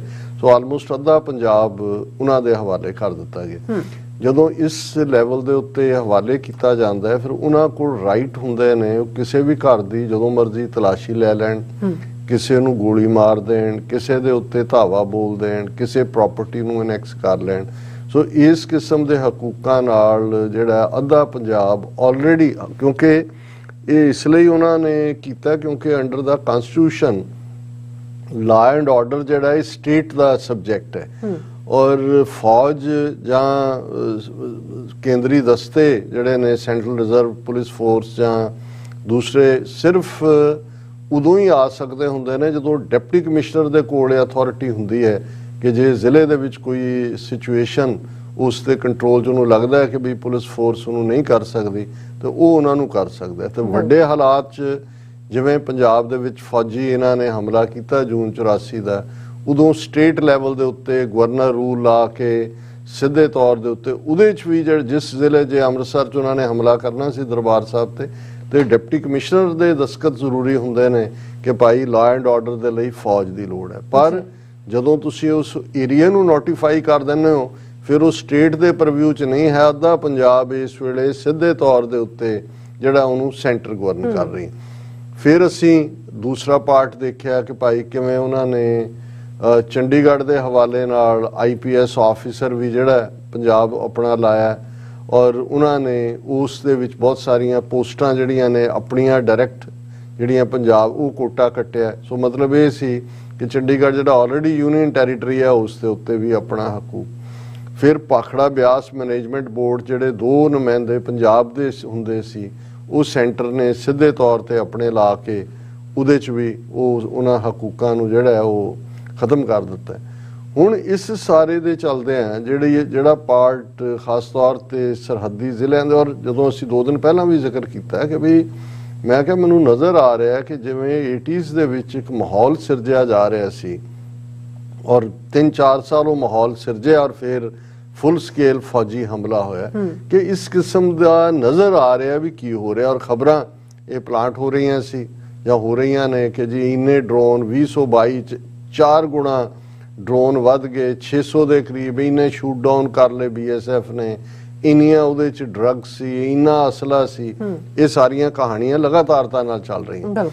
ਪਰ ਅੱਜ ਜਿਹੜੀ ਇਹ ਖਬਰ ਮੈਂ ਦੇਖਦਿਆਂ ਮੇਰਾ ਮੱਥਾ ਠਣਕਿਆ ਕਿ ਵੀ ਇਹਨਾਂ ਨੇ ਦੇਖ ਲਿਆ ਕਿ ਇੱਕ ਪਾਸੇ ਤਾਂ ਪੰਜਾਬ 'ਚ ਵੱਡੇ ਪੈਮਾਨੇ ਦੇ ਉੱਤੇ UP ਬਿਹਾਰ ਤੋਂ ਜਿਹੜੇ ਲੋਕ ਨੇ ਉਹਨਾਂ ਦੀ ਸੈਟਲਮੈਂਟ ਕੀਤੀ ਜਾ ਰਹੀ। ਚਲੋ ਕੰਮ ਦੇ ਲਈ ਕੋਈ ਆਂਦਾ ਚਲਾ ਜਾਂਦਾ ਹੈ ਔਰ ਇਹ ਬਰਾਬਰ ਜਾਰੀ ਹੈ, ਡੈਮੋਗ੍ਰਾਫਿਕਸ ਚੇਂਜ ਹੋ ਰਹੀਆਂ ਨੇ। ਔਰ ਈਵਨ 2 ਦਿਨ ਪਹਿਲਾਂ ਹੀ ਜਿਹੜਾ ਖਾਲਸਾ ਵਹੀਰ ਦੇ ਥੱਲੇ ਇੱਕ ਖਬਰ ਸੀ, ਹੁਣ ਬਾਬਾ ਬੰਦਾ ਸਿੰਘ ਬਹਾਦਰ ਇੰਜੀਨੀਅਰਿੰਗ ਕਾਲਜ ਫਤਿਹਗੜ੍ਹ ਸਾਹਿਬ ਬਾਬਾ ਬੰਦਾ ਸਿੰਘ ਬਹਾਦਰ ਦੇ ਨਾਂ ਤੇ ਔਰ ਸ਼੍ਰੋਮਣੀ ਕਮੇਟੀ ਵੱਲੋਂ ਬਣਾਇਆ ਗਿਆ ਔਰ ਉਹਦੇ 'ਚ ਸਾਹਮਣੇ ਆਇਆ ਕਿ ਵੀ ਜਿਹੜੇ ਕੁਝ ਸਿੱਖ ਵਿਦਿਆਰਥੀ ਸੀ ਉਹਨਾਂ ਨੇ ਆ ਕੇ ਅਪਰੋਚ ਕੀਤਾ ਇਹਨਾਂ ਖਾਲਸਾ ਵਹੀਰ ਅੰਮ੍ਰਿਤਪਾਲ ਸਿੰਘ ਨੂੰ ਕਿ ਜੀ 80% ਜਿਹੜੇ ਸਟੂਡੈਂਟ ਨੇ ਸਾਡੇ ਉਹ UP ਬਿਹਾਰ ਦੇ ਨੇ, ਉਹ ਬੀੜੀਆਂ ਪੀਂਦੇ ਆ, ਸ਼ਰਾਬ ਪੀ ਕੇ ਨੰਗੇ ਹੋ ਕੇ ਨੱਚ ਰਹੇ ਨੇ DJ ਲਾ ਕੇ। ਔਰ ਇਹ ਸ਼ਹੀਦੀ ਜੋੜ ਮੇਲਾ ਚੱਲ ਰਿਹਾ ਸੀ ਫਤਿਹਗੜ੍ਹ ਸਾਹਿਬ ਸ਼੍ਰੋਮਣੀ ਕਮੇਟੀ ਦਾ ਕਾਲਜ। ਉਹ ਉੱਥੇ ਪਹੁੰਚੇ ਵੀ ਔਰ ਉਹਨਾਂ ਨੇ ਵਾਰਨ ਵੀ ਕੀਤਾ, ਪ੍ਰਿੰਸੀਪਲ ਨੂੰ ਵੀ ਵਾਰਨ ਕੀਤਾ। ਸੋ ਉਸ ਤੋਂ ਅਸੀਂ ਅੰਦਾਜ਼ਾ ਲਾ ਸਕਦੇ ਹਾਂ। ਔਰ ਇਸ ਤੋਂ ਪਹਿਲਾਂ ਅਸੀਂ ਐਗਰੀਕਲਚਰ ਯੂਨੀਵਰਸਿਟੀ ਲੁਧਿਆਣਾ ਦੇ ਹਵਾਲੇ ਨਾਲ ਦੇਖਿਆ ਕਿ ਇਸ ਵੇਲੇ ਵੱਡੀ ਗਿਣਤੀ 'ਚ ਇਹੀ ਨਹੀਂ ਕਿ ਜਦੋਂ ਅਸੀਂ ਕਹਿੰਦੇ ਹਾਂ ਜੀ ਲੇਬਰ ਆ ਰਹੀ ਹੈ ਜਾਂ ਫਲਾਣਾ ਹੈ ਜਾਂ ਉਹਨਾਂ ਨੂੰ ਕਾਲੋਨੀਜ਼ ਬਣਾ ਕੇ ਦਿੱਤੀਆਂ ਜਾ, ਹੁਣ ਇੱਕ ਪਾਸੇ ਤਾਂ ਡੈਮੋਗ੍ਰਾਫੀ ਚੇਂਜ ਕੀਤੀ ਜਾ ਰਹੀ ਹੈ। ਜਿਹੜੇ ਆਲਰੇਡੀ ਬੈਠੇ ਨੇ, ਜੋ ਕੁਝ ਪੰਜਾਬ ਦੀ ਹਕੂਮਤ ਨੇ ਇੰਪਰੂਵਮੈਂਟ ਟਰਸਟ ਜਲੰਧਰ ਰਾਹੀਂ ਲਤੀਫਪੁਰ ਪਿੰਡ ਦੇ ਵਿੱਚ ਕੀਤਾ ਕਿ 47 ਦੇ ਉਜੜੇ ਸਿੱਖ ਜਿਨ੍ਹਾਂ ਨੇ ਆ ਕੇ ਜਿਸ ਮਹੱਲੇ 'ਚ ਲੀਗਲ ਸੀ ਇਲੀਗਲ ਸੀ ਨੂੰ ਛੱਡ ਵੀ ਦਈਏ, ਉਹਦੇ ਤੇ ਬੁਲਡੋਜ਼ ਉਹਨੂੰ ਕਰ ਦਿੱਤਾ। ਉਹਨਾਂ ਨੂੰ ਬਿਲਕੁਲ ਮੌਕਾ ਵੀ ਨਹੀਂ ਦਿੱਤਾ ਵੀ ਆਪਣੀਆਂ ਚੀਜ਼ਾਂ ਕੱਢ ਸਕਣ। ਔਰ ਇਹਦੇ ਬਾਵਜੂਦ ਕਿ ਇੰਨੇ ਲੋਕ ਇਨਵੋਲਵ ਨੇ, ਸਿਆਸੀ ਇਸ਼ੂ ਵੀ ਬਣਿਆ, ਉਹਨਾਂ ਨੂੰ ਅਜੇ ਤੱਕ ਉੱਥੇ ਉਹ ਦੁਬਾਰਾ ਸੈਟਲ ਕਰਨ ਨੂੰ ਤਿਆਰ ਨਹੀਂ ਨੇ, ਉਹਨਾਂ ਨੂੰ ਬਿਲਕੁਲ ਉਜਾੜ ਕੇ ਰੱਖ ਦਿੱਤਾ। ਹੁਣ ਇਹ ਨੀਤੀਆਂ ਇੱਕ ਲੈਵਲ ਤੇ ਨਹੀਂ ਬਣ ਰਹੀਆਂ ਹੁੰਦੀਆਂ। ਹੁਣ ਜਦੋਂ ਤੁਸੀਂ ਭਗਵੰਤ ਮਾਨ ਜਦੋਂ ਦਿੱਲੀ 'ਚ ਸੋ ਕਾਲਡ ਵੀਰ ਬਾਲ ਦਿਵਸ ਦੇ ਮੌਕੇ ਜਿਹੜਾ ਉਹ ਨੁਮਾਇੰਦਗੀ ਕਰ ਰਿਹਾ ਪੰਜਾਬ ਦੀ, ਕੋਈ ਸ਼੍ਰੋਮਣੀ ਕਮੇਟੀ ਜਾਂ ਕੋਈ ਹੋਰ ਸਿੱਖ ਸਕਾਲਰ ਜਾਂ ਕੋਈ ਜੀ। ਨਹੀਂ। ਤੁਸੀਂ ਉਹਦੀ ਬਾਡੀ ਕੈਮਿਸਟਰੀ ਦੇਖੋ, ਜਿਵੇਂ ਉਹ ਮਨਜਿੰਦਰ ਸਿਰਸੇ ਦੇ ਨਾਲ ਬੈਠਾ ਜਿਹੜਾ ਬੀਜੇਪੀ ਦਾ ਦੁਮਛੱਲ ਹੈ, ਔਰ ਜਿਵੇਂ ਉਹਨੇ ਭਗਵੰਤ ਮਾਨ ਨੇ ਮੋਦੀ ਦੀ ਤਾਰੀਫ ਕੀਤੀ ਜਿਸ ਕਿਸਮ ਦਾ, ਉਸ ਤੋਂ ਮੈਨੂੰ ਇਹ ਲੱਗਦਾ ਹੈ ਕਿ ਵੀ ਇਹ ਇਕੱਲਾ ਇਹੀ ਨਹੀਂ, ਕੇਜਰੀਵਾਲ ਜਾਂ ਕਿਉਂਕਿ ਇਹਨੂੰ ਵੀ ਇਹਦੇ ਮੂੰਹ ਨੂੰ ਹੁਣ ਲਹੂ ਲੱਗ ਗਿਆ, ਪਹਿਲਾਂ ਤਾਂ ਕੇਜਰੀਵਾਲ ਦੇ ਪੈਰੀਂ ਪੈ ਕੇ ਇਹਨੇ ਚੀਫ ਮਿਨਿਸਟਰੀ ਲਈ ਹੈ, ਤੇ ਜੇ ਇਹਨੂੰ ਈਵਨ ਬੀਜੇਪੀ ਨਾਲ ਅਲਾਇੰਸ ਕਰਕੇ ਉਹਦੀ ਚੀਫ ਮਿਨਿਸਟਰੀ ਕਾਇਮ ਰਹਿਣ ਦੀ ਗੱਲ ਹੋਏਗੀ ਤਾਂ ਹੀ ਵਿਲ ਗੋ ਕਿਉਂ, ਔਰ ਉਹ ਸਭ ਕੁਝ ਉਹ ਕਰ ਰਿਹਾ ਜੋ ਸੈਂਟਰ ਦੀਆਂ ਏਜੰਸੀਆਂ ਚਾਹੁੰਦੀਆਂ ਨੇ। ਉਹ ਇਸ ਵੇਲੇ ਹਰ ਨੀਤੀ ਜਿਹੜੀ ਹੈ, ਔਰ ਇਹੀ ਕਾਰਨ ਹੈ ਕਿ ਅਸੀਂ ਦੇਖ ਰਹੇ ਹਾਂ ਵੀ ਇੱਕ ਤੋਂ ਬਾਅਦ ਇੱਕ ਨੀਤੀ ਜਿਹੜੀ ਹੈ ਉਹ ਪੰਜਾਬ ਮਾਰੂ ਸਿੱਖ ਮਾਰੂ ਨੀਤੀ ਹੈ। ਬਿਲਕੁਲ। ਲੇਕਿਨ ਜਿਹੜੀ ਖਬਰ ਨੇ ਮੇਰਾ ਮੱਥਾ ਅੱਜ ਹੋਰ ਵੀ ਠਣਕਾਇਆ, ਖਬਰ ਹੈ patriotic citizen in border villages can provide permanent security at borders, Amit Shah. ਹੁਣ ਇਹ ਅਮਿਤ ਸ਼ਾਹ BSF ਦੇ ਇੱਕ ਜਿਹੜਾ ਹੈ ਵਾਈਬ੍ਰੈਂਟ ਵਿਲੇਜ ਪ੍ਰੋਗਰਾਮ ਦਾ ਹਵਾਲਾ ਦੇ ਕੇ ਕਿਸੇ ਜਿਹੜਾ ਹੈ ਉਹ ਕੋਈ ਪ੍ਰਹਾਰੀ ਐਪ ਹੈ ਬਾਰਡਰ ਸਿਕਿਉਰਿਟੀ ਫੋਰਸ ਨੇ ਲਾਂਚ ਕੀਤੀ। ਉਸ ਮੌਕੇ ਦੇ ਉੱਤੇ ਹੁਣ ਇਹਦੀ ਐਗਜ਼ੈਕਟ ਜਿਹੜੀ ਹੈ ਉਹਦੇ ਅਲਫਾਜ਼ ਇਹ ਨੇ, union home minister Amit Shah said on Thursday, कल दी खबर है उत्थे क्योंकि ऑलरेडी 10:30 घंटे अगे है, तो आज साढ़े Thursday that borders can be permanently secured only when border villages are populated by patriotic citizens who are concerned for the country। उन्हें कहा जी बॉर्डर जड़े ने हुण ज़ाहिर है वो गल कर रहे हैं बॉर्डर दी ਪੰਜਾਬ ਦੇ 6 ਜ਼ਿਲ੍ਹੇ ਬਾਰਡਰਿੰਗ ਕਿ ਵੀ ਉਹ ਤਾਂ ਹੀ ਸਿਕਿਉਰ ਹੋ ਸਕਣਗੇ ਕਿ ਜਿਹੜੇ ਦੇਸ਼ ਭਗਤ ਸ਼ਹਿਰੀ ਨੇ ਉਹ ਉੱਥੇ ਵਸਦੇ ਹੋ। ਹੁਣ ਇਹ ਇੱਕ ਇਹਦੇ ਚ ਤੁਸੀਂ ਆਉਣ ਵਾਲੇ ਪੀਰੀਅਡ ਦੇਖੋਗੇ ਕੋਈ ਨਾ ਕੋਈ ਇਹਨਾਂ ਦਾ ਡਰਾਫਟ ਤਿਆਰ ਹੋ ਰਿਹਾ ਹੈ ਪੰਜਾਬ ਦੇ ਬਾਰਡਰ ਇਲਾਕੇ ਦੇ ਵਿੱਚ, ਕਿਉਂਕਿ ਸਿੱਖ ਬੈਠੇ ਹੋਏ ਨੇ। ਉਹ ਇਹਨਾਂ ਨੂੰ ਲੱਗਦਾ ਹੈ ਵੀ ਜਦੋਂ ਵੀ ਅਸੀਂ ਕੋਈ ਕ੍ਰੈਕਡਾਊਨ ਸਿੱਖਾਂ ਤੇ ਅਗਲੀ ਨਸਲਕੁਸ਼ੀ ਦਾ ਕੀਤਾ ਬਾਰਡਰ ਏਰੀਆਜ਼ ਦੇ ਵਿੱਚ ਜਿਹੜੀ ਹੈ, ਔਰ ਆਲਰੇਡੀ ਖਾਲਿਸਤਾਨ ਦੀ ਜਦੋਂ ਤਹਿਰੀਕ ਵੀ 80s ਚੱਲੀ ਹੈ, ਤਰਨਤਾਰਨ, ਅੰਮ੍ਰਿਤਸਰ, ਫਿਰੋਜ਼ਪੁਰ ਇਹਨਾਂ ਜ਼ਿਲ੍ਹਿਆਂ ਦੇ ਨੌਜਵਾਨ ਜਿਹੜੇ ਨੇ ਉਹ ਸਭ ਤੋਂ ਜ਼ਿਆਦਾ ਗੁਰਦਾਸਪੁਰ ਆਬਵੀਅਸਲੀ ਉੱਭਰ ਕੇ ਸਾਹਮਣੇ ਆਏ। ਹੁਣ ਇਹ ਕੁਛ ਨਾ ਕੁਛ ਐਸਾ ਫਿਰ ਉਹ ਕਹਿ ਰਿਹਾ ਕਿ boots on the ground and fencing were necessary but borders can be truly secured when we create villages with people who are concerned for the country. ਹੁਣ ਆਲਰੇਡੀ ਕੰਡਿਆਲੀ ਤਾਰ ਲਾਈ ਹੋਈ ਹੈ, BSF ਫੌਜ ਜਿਹੜੀ ਹੈ ਉੱਥੇ ਲਿਆ ਕੇ ਬਿਠਾਈ ਹੈ। ਉਹਨੇ ਕਿਹਾ ਜੀ ਬੇਸ਼ੱਕ ਵਾਇਰ ਵੀ ਬੜੀ ਜ਼ਰੂਰੀ ਸੀ, ਲਾ ਦਿੱਤੀ, ਇਹ ਵੀ ਕਰ ਦਿੱਤੀ, ਪਰ ਇਹ ਸਿਕਿਉਰ ਨਹੀਂ ਹੋ ਰਿਹਾ ਜਿਹੜਾ ਬਾਰਡਰ ਹੈ ਉਦੋਂ ਹੀ ਹੋਏਗਾ ਕਿ ਜਿਹੜੇ ਮੁਲਕ ਦੇ ਵਫਾਦਾਰ ਨੇ ਜਦੋਂ ਤੱਕ ਉਹ ਇੱਥੇ ਨਹੀਂ ਵਸਦੇ। ਹੁਣ ਇਹ ਕਿਹਨੂੰ ਕਿਹਾ ਜਾ ਰਿਹਾ, ਇਹ ਮੈਸੇਜ ਇਹੀ ਦਿੱਤਾ ਜਾ ਰਿਹਾ ਕਿ ਭਾਈ ਅਸੀਂ ਇੱਥੋਂ ਇਹਨਾਂ ਨੂੰ ਅਪਰੂਟ ਕਰਨਾ, ਇੱਥੇ ਲਿਆ ਕੇ ਅਸੀਂ ਉਸ ਕਿਸਮ ਦੇ ਲੋਕ ਵਸਾਣੇ ਨੇ। ਔਰ ਫਿਰ ਕਿਉਂਕਿ ਇਹ ਜਿਹੜਾ ਉਹਦੇ ਨਾਲ ਉਸਨੇ ਦਾ ਬਜਟ ਪ੍ਰੋਵੀਜ਼ਨ ਔਰ ਇੱਧਰ ਉੱਧਰ ਦੀ ਗੱਲ ਕੀਤੀ, ਔਰ ਇਹ ਉਹਨੇ ਕਿਹਾ ਕਿ ਜੀ ਬਾਰਡਰ ਏਰੀਆ 'ਚ ਵੈਲਫੇਅਰ ਪ੍ਰੋਗਰਾਮ ਵੀ ਹੋਣੇ ਚਾਹੀਦੇ ਨੇ। ਔਰ ਇਸ ਸਾਰੇ ਦੇ ਚੱਲਦਿਆਂ ਉਹਨੇ ਕਿਹਾ ਕਿ ਜੀ ਇਨ ਦਾ past 6 months the BSF has shot down 22 drones, unmanned aerial vehicles along the Pakistan border। ਔਰ ਉਹਨੇ ਕਿਹਾ ਜੀ ਦੇਖੋ BSF ਨੇ ਜਿਹੜੇ ਨੇ 22 ਡਰੋਨ ਮਾਰ ਗਿਰਾਏ ਨੇ, ਡੇਗ ਲਏ ਨੇ। He added that 26,000 kilogram of narcotics and 2,500 arms and ammunition were recovered by the BSF in the past 3 years। ਔਰ ਇਹ ਸਾਰੇ ਤੋਂ ਇਹ ਜਦੋਂ ਤੁਸੀਂ ਹੁਣ ਇਸ ਖਬਰ ਨੂੰ ਕਿ ਜੀ ਇਹ ਡਿੱਗੇ ਦੂਜੇ, ਔਰ ਅਮਿਤ ਸ਼ਾਹ ਕਹਿ ਰਿਹਾ ਕਿ ਜੀ ਬਾਰਡਰਸ ਤੇ ਭਾਵੇਂ ਤੁਸੀਂ ਜਿੰਨਾ ਮਰਜ਼ੀ ਕਰ ਲਓ, ਤਾਰ ਲਾ ਲਓ ਜਾਂ ਬੂਟਸ ਔਨ ਦਾ ਗਰਾਊਂਡ ਹੋ, ਪਰ ਪਰਮਾਨੈਂਟਲੀ ਤੁਸੀਂ ਉਦੋਂ ਹੀ ਸਿਕਿਉਰ ਕਰ ਸਕਦੇ ਹੋ when you have patriotic citizens in the border villages। ਇਸ ਤੋਂ ਜ਼ਾਹਰ ਹੈ ਕਿ ਭਾਈ ਕੁਛ ਨਾ ਕੁਛ ਐਸਾ ਰਿਝ ਰਿਹਾ ਕਿ ਇਹਨਾਂ ਨੇ ਸਿੱਖਾਂ ਨੂੰ ਉੱਥੋਂ ਅਪਰੂਟ ਕਰਨਾ ਹੈ, ਲਿਆ ਕੇ ਦੂਸਰੇ ਵਸਾਣੇ ਨੇ। ਔਰ ਇਹ ਪਹਿਲਾਂ ਰਿਵਰਸ ਸੀ, ਤੁਸੀਂ ਇਹ ਦੇਖੋਗੇ ਕਿ 1965 ਦੀ ਭਾਰਤ ਪਾਕਿਸਤਾਨ ਵਾਰ ਦੇ ਵਿੱਚ ਇਧਰਲੇ ਬਾਰਡਰ ਵੈਸਟਰਨ ਬਾਰਡਰ ਤੋਂ ਤਾਂ ਆਲਮੋਸਟ ਇਕੁਅਲ ਜਿਹਾ ਹੀ ਰਿਹਾ, ਕੁਛ ਏਰੀਆ ਉਹਨਾਂ ਨੇ ਲਿਆ, ਕੁਛ ਇੰਡੀਆ ਨੇ ਲਿਆ, ਕੁਛ ਪਾਕਿਸਤਾਨ ਨੇ।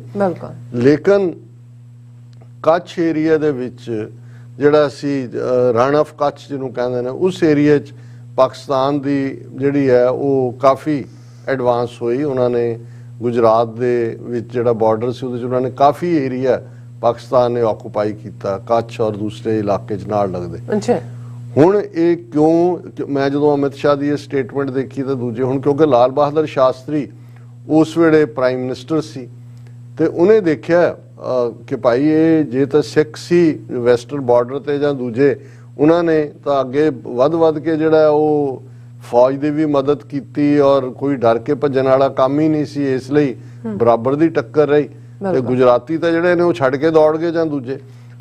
ਲਾਲ ਬਹਾਦਰ ਸ਼ਾਸਤਰੀ ਨੇ ਹੀ ਇਹ ਫਿਰ ਸਕੀਮ ਕੱਢੀ ਕਿ ਪੰਜਾਬ ਦੇ ਜਿਹੜੇ ਕਿਸਾਨ ਨੇ ਉਹਨਾਂ ਨੂੰ ਲਿਜਾ ਕੇ ਉਸ ਕੱਛ ਔਰ ਉਸ ਏਰੀਆ ਦੇ ਵਿੱਚ ਆਬਾਦ ਕੀਤਾ ਜਾਏ ਔਰ ਮਕਸਦ ਇਹੀ ਸੀ ਕਿ ਤਾਂ ਕਿ ਬਾਰਡਰ ਸੇਫ ਹੋਣਗੇ, ਲੈਂਡ ਬਾਰਡਰ। ਔਰ ਨਤੀਜਾ ਸਿੱਖ ਗਏ, ਬਿਲਕੁਲ ਰੇਤਲਾ ਇਲਾਕਾ ਸੀ ਦੂਜਾ, ਪਰ ਉਹਨਾਂ ਨੇ ਇਹ ਦੇਖਿਆ ਇਧਰੋਂ ਜਿਹੜੇ ਪੰਜਾਬ ਦੇ ਫਿਰੋਜ਼ਪੁਰ ਫਾਜ਼ਿਲਕਾ ਬੈਲਟ ਤੋਂ ਗਏ ਸੀ, ਉਹਨਾਂ ਨੂੰ ਪਤਾ ਹੈ ਵੀ ਰੇਤਲੀ ਜ਼ਮੀਨ ਦੇ ਵਿੱਚ ਜਿਹੜਾ ਕਪਾਹ ਜਿਹਨੂੰ ਨਰਮਾ ਕਿਹਾ ਜਾਂਦਾ ਹੈ ਉਹ ਹੁੰਦਾ ਹੈ। ਉਹਨਾਂ ਨੇ ਇੰਨੀ ਜ਼ਬਰਦਸਤ ਖੇਤੀ ਔਰ ਦੂਜੇ ਕਰਕੇ ਜ਼ਮੀਨਾਂ ਆਬਾਦ ਕਰ ਲਈਆਂ ਕਿ ਜਿਹੜਾ ਗੁਜਰਾਤ ਦੀ ਕੱਛ ਔਰ ਉਹ ਸਾਰੀ ਬੈਲਟ ਹੈ ਉਹ ਉਸ ਖਿੱਤੇ ਦਾ ਸਭ ਤੋਂ ਵੱਡਾ ਜਿਹੜੀ ਹੈ ਕਾਟਨ ਮੰਡੀ ਬਣ ਗਈ। ਔਰ 50 ਸਾਲ ਉਹ 65 ਤੋਂ ਬਾਅਦ, ਹਾਲਾਂਕਿ ਸ਼ਾਸਤਰੀ ਦੀ ਮੌਤ ਹੋ ਗਈ, 66-67 ਤੱਕ ਪਹੁੰਚਦੇ हैं, ਲੇਕਿਨ ਉਸ ਸਕੀਮ ਦੇ ਥੱਲੇ ਸਿੱਖ ਕਿਸਾਨ ਗਏ ਜਿਨ੍ਹਾਂ ਦੀ ਮੈਜੋਰਟੀ ਸਿੱਖ ਨੇ, ਕੁਝ ਹਰਿਆਣਵੀ ਜਾਟ ਵੀ ਨੇ। ਔਰ 50 ਸਾਲ ਬਾਅਦ ਜਿਹੜਾ ਉਹਨਾਂ ਨੂੰ, ਜਦੋਂ ਇਹ 2002 ਦੇ ਵਿੱਚ ਚੀਫ ਮਿਨਿਸਟਰ ਬਣਦਾ, ਆਲਮੋਸਟ 35 ਸਾਲ ਹੋ ਗਏ ਸੀ, ਹੁਣ ਤਾਂ ਉਸ ਨੂੰ ਵੀ ਅੱਗੋਂ 15 ਸਾਲ ਹੋ ਗਏ। ਸੋ ਉਹਨਾਂ 50,000 ਦੇ ਕਰੀਬ ਸਿੱਖ ਕਿਸਾਨ ਉਹ ਜਿਹੜੇ ਸੈਟਲ ਹੋਏ, ਉਹਨਾਂ ਨੇ ਅੱਗੋਂ ਆਪਣੇ ਟੱਬਰ ਸੱਦ ਲਏ, ਜ਼ਮੀਨ ਹੋਰ ਨਾਲ ਲੈਣੀ ਸ਼ੁਰੂ ਕਰ ਦਿੱਤੀ ਔਰ ਉਹ ਆਬਾਦ ਹੋ ਗਏ। ਔਰ ਇਹਨੇ ਜਿਹੜਾ ਮੋਦੀ ਨੇ ਔਰ ਅਮਿਤ ਸ਼ਾਹ ਨੇ ਇਸ ਗੱਲ ਦਾ ਧਿਆਨ ਰਹੇ, ਉੱਥੇ ਵੀ ਅਮਿਤ ਸ਼ਾਹ ਦਾ ਹੋਮ ਮਿਨਿਸਟਰ ਸੀ, ਇਹਨਾਂ ਨੇ ਕਿਹਾ ਜੀ ਇਹਨਾਂ ਤੋਂ ਜ਼ਮੀਨਾਂ ਖੋਵੋ ਔਰ ਇਹਨਾਂ ਨੇ ਉਸ ਕਿਸਮ ਦਾ ਜਿਹੜਾ ਕੇਸ ਕੀਤਾ ਉਹਨਾਂ ਤੇ, ਜੀ ਇਹ ਤਾਂ ਨੌਨ ਗੁਜਰਾਤੀ ਨੇ, ਕਿੱਥੋਂ ਆਏ, ਹਾਲਾਂ ਪ੍ਰਧਾਨ ਮੰਤਰੀ ਸਕੀਮ ਦੇ ਤਹਿਤ ਹੀ ਉਹਨਾਂ ਨੂੰ ਵਸਾਇਆ, ਉਹ ਆਪ ਤਾਂ ਨਹੀਂ ਸੀ ਗਏ ਉੱਥੇ। ਸੋ ਉਹ ਕੇਸ ਜਿੱਤ ਵੀ ਗਏ ਗੁਜਰਾਤ ਦੇ ਹਾਈ ਕੋਰਟ ਦੇ ਵਿੱਚ, ਲੇਕਿਨ ਇਸ ਵੇਲੇ ਵੀ ਜਿਹੜਾ ਉਸ ਕੇਸ ਦੀ ਅਪੀਲ ਹੈ ਉਹ ਗੁਜਰਾਤ ਸਰਕਾਰ ਨੇ ਸੁਪਰੀਮ ਕੋਰਟ 'ਚ ਕੀਤੀ ਹੋਈ ਹੈ। ਔਰ ਇਸ ਪੀਰੀਅਡ 'ਚ ਮੋਦੀ ਅਮਿਤ ਸ਼ਾਹ ਦੇ ਗੁੰਡਿਆਂ ਨੇ ਉੱਥੇ ਜਿਵੇਂ ਸਿੱਖ ਕਿਸਾਨਾਂ ਨੂੰ ਹਰਾਸ ਕੀਤਾ, ਜਿਸ ਲੈਵਲ ਦੇ ਉੱਤੇ ਗੁੰਡਿਆਂ ਰਾਹੀਂ ਉਹਨਾਂ ਦਾ ਰਾਹ ਜਿਹੜਾ ਸੀ ਉਹਨੂੰ ਰੋਕ ਲੈਣਾ ਜਾਂ ਦੂਜਾ। ਸੋ ਇੱਕ ਔਰ ਇਹੀ ਇਹਨਾਂ ਨੂੰ ਇਹ ਸੀ ਕਿ ਭਈ ਅਸੀਂ ਉਦੋਂ ਸ਼ਾਸਤਰੀ ਨੋ ਮੈਟਰ ਉਹ ਇੱਕ ਪੈਟਰੀਓਟਿਕ ਇੰਡੀਅਨ ਸੀ, ਉਹਨੂੰ ਇਹ ਲੱਗਾ ਵੀ ਇੰਡੀਆ ਦੇ ਹੱਕ ਮਹਿਫੂਜ਼ ਤਾਂ ਹੀ ਹੁੰਦੇ ਨੇ ਕਿ ਜੇ ਗੁਜਰਾਤ ਬਾਰਡਰ ਦੇ ਉੱਤੇ ਵੀ ਸਿੱਖਾਂ ਨੂੰ ਬਿਠਾ ਦਿਓ। ਕਿ 65 ਦੇ ਵਿੱਚ ਤਾਂ ਸਿੱਖਾਂ ਨੇ ਅਜੇ ਜੂਨ 84 ਨਹੀਂ ਨਾ ਦੇਖਿਆ ਹੋਇਆ ਸੀ, ਉਦੋਂ ਤੱਕ ਤਾਂ ਉਹਨਾਂ ਦੀ ਲਾਇਲਟੀ ਟੂ ਦਾ ਸਟੇਟ ਸੀ। ਹੁਣ ਹਾਲਾਤ ਇਹ ਬਣ ਗਏ ਨੇ ਕਿ ਉਹਨਾਂ ਨੂੰ ਇਹ ਲੱਗਦਾ ਹੈ ਕਿ ਪੰਜਾਬ ਦੇ ਬਾਰਡਰ ਜ਼ਿਲ੍ਹਿਆਂ ਵਾਲੇ ਸਿੱਖਾਂ ਨੂੰ ਉਜਾੜ ਦਿਓ ਇੱਥੋਂ, ਕਿਉਂਕਿ ਕੱਲ ਨੂੰ ਕੋਈ ਵੀ ਟਕਰਾਅ ਜਿਹੜਾ ਪਾਕਿਸਤਾਨ ਨਾਲ ਹੈ, ਹੁਣ ਸਿੱਖਾਂ ਨੇ ਇੰਡੀਆ ਦੇ ਲਈ ਨਹੀਂ ਲੜਨਾ ਹੈ, ਉਹ ਆਪਣੇ ਖਾਲਿਸਤਾਨ ਲਈ ਲੜਨਗੇ। ਔਰ ਇਸ ਸਾਰੇ ਦੇ ਥੱਲੇ ਕੁਛ ਨਾ ਕੁਛ ਕੁੱਕ ਹੋ ਰਿਹਾ, ਡਰਟੀ। ਬਿਲਕੁਲ ਡਾਕਟਰ ਸਾਹਿਬ, ਤੁਹਾਡਾ ਬਹੁਤ ਬਹੁਤ ਸ਼ੁਕਰੀਆ। ਸੋ ਇੱਥੇ ਲੈਣੇ ਬ੍ਰੇਕ। ਵਿਊਅਰਸ ਤੁਸੀਂ ਇਸੇ ਤਰ੍ਹਾਂ ਬਣੇ ਰਹਿਣਾ, ਮਿਲਦੇ ਹਾਂ ਛੋਟੇ ਜਿਹੇ ਬ੍ਰੇਕ ਤੋਂ ਬਾਅਦ।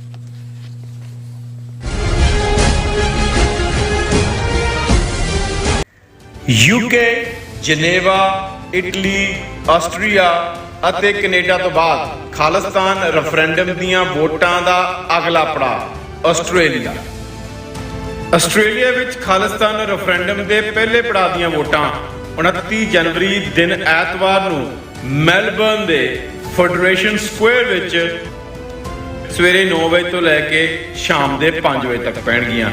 ਹੋਰ ਜਾਣਕਾਰੀ ਲਈ ਦਿੱਤੇ ਹੋਏ ਨੰਬਰਾਂ ਤੇ ਸੰਪਰਕ ਕਰ ਸਕਦੇ ਹੋ। ਕੀ ਤੁਸੀਂ ਆਪਣੇ ਟੈਕਸਸ ਨੂੰ ਲੈ ਕੇ ਚਿੰਤਤ ਹੋ? ਤੁਸੀਂ ਆਪਣੀ ਕਮਾਈ ਲਈ ਮਿਹਨਤ ਕਰਦੇ ਹੋ, ਭਾਵੇਂ ਤੁਸੀਂ ਨੌਕਰੀ ਵਿੱਚ ਹੋਵੋ ਜਾਂ ਆਪਣਾ ਬਿਜ਼ਨਸ ਚਲਾਉਂਦੇ ਹੋ। ਜਦੋਂ ਟੈਕਸ ਭਰਨ ਦਾ ਸਮਾਂ ਆਉਂਦਾ ਹੈ ਤਾਂ ਤੁਹਾਨੂੰ ਇੱਕ ਭਰੋਸੇਯੋਗ ਟੈਕਸ ਅਕਾਊਂਟੈਂਟ ਦੀ ਲੋੜ ਹੈ ਜੋ ਟੈਕਸ ਬੈਲੈਂਸ ਦਾ ਤੁਹਾਡੇ ਪੱਖ ਵਿੱਚ ਜਾਣਾ ਯਕੀਨੀ ਬਣਾਵੇ। ਸਿਆਟਲ ਦੀ ਜਾਣੀ ਪਛਾਣੀ company accurate accountants and taxes ਤੁਹਾਡੀ ਸੇਵਾ ਵਿੱਚ ਹਾਜ਼ਰ ਹੈ। ਅਸੀਂ ਹਰ ਤਰ੍ਹਾਂ ਦੇ ਟੈਕਸ ਭਰਨ ਵਿੱਚ ਤੁਹਾਡੀ ਮਦਦ ਕਰਾਂਗੇ। ਟੈਕਸ ਸੰਬੰਧੀ ਕਿਸੇ ਵੀ ਤਰ੍ਹਾਂ ਦੇ ਸਵਾਲ ਲਈ ਅੱਜ ਹੀ ਸਾਡੇ ਤੱਕ ਪਹੁੰਚ ਕਰੋ। Accurate accountants and Texas.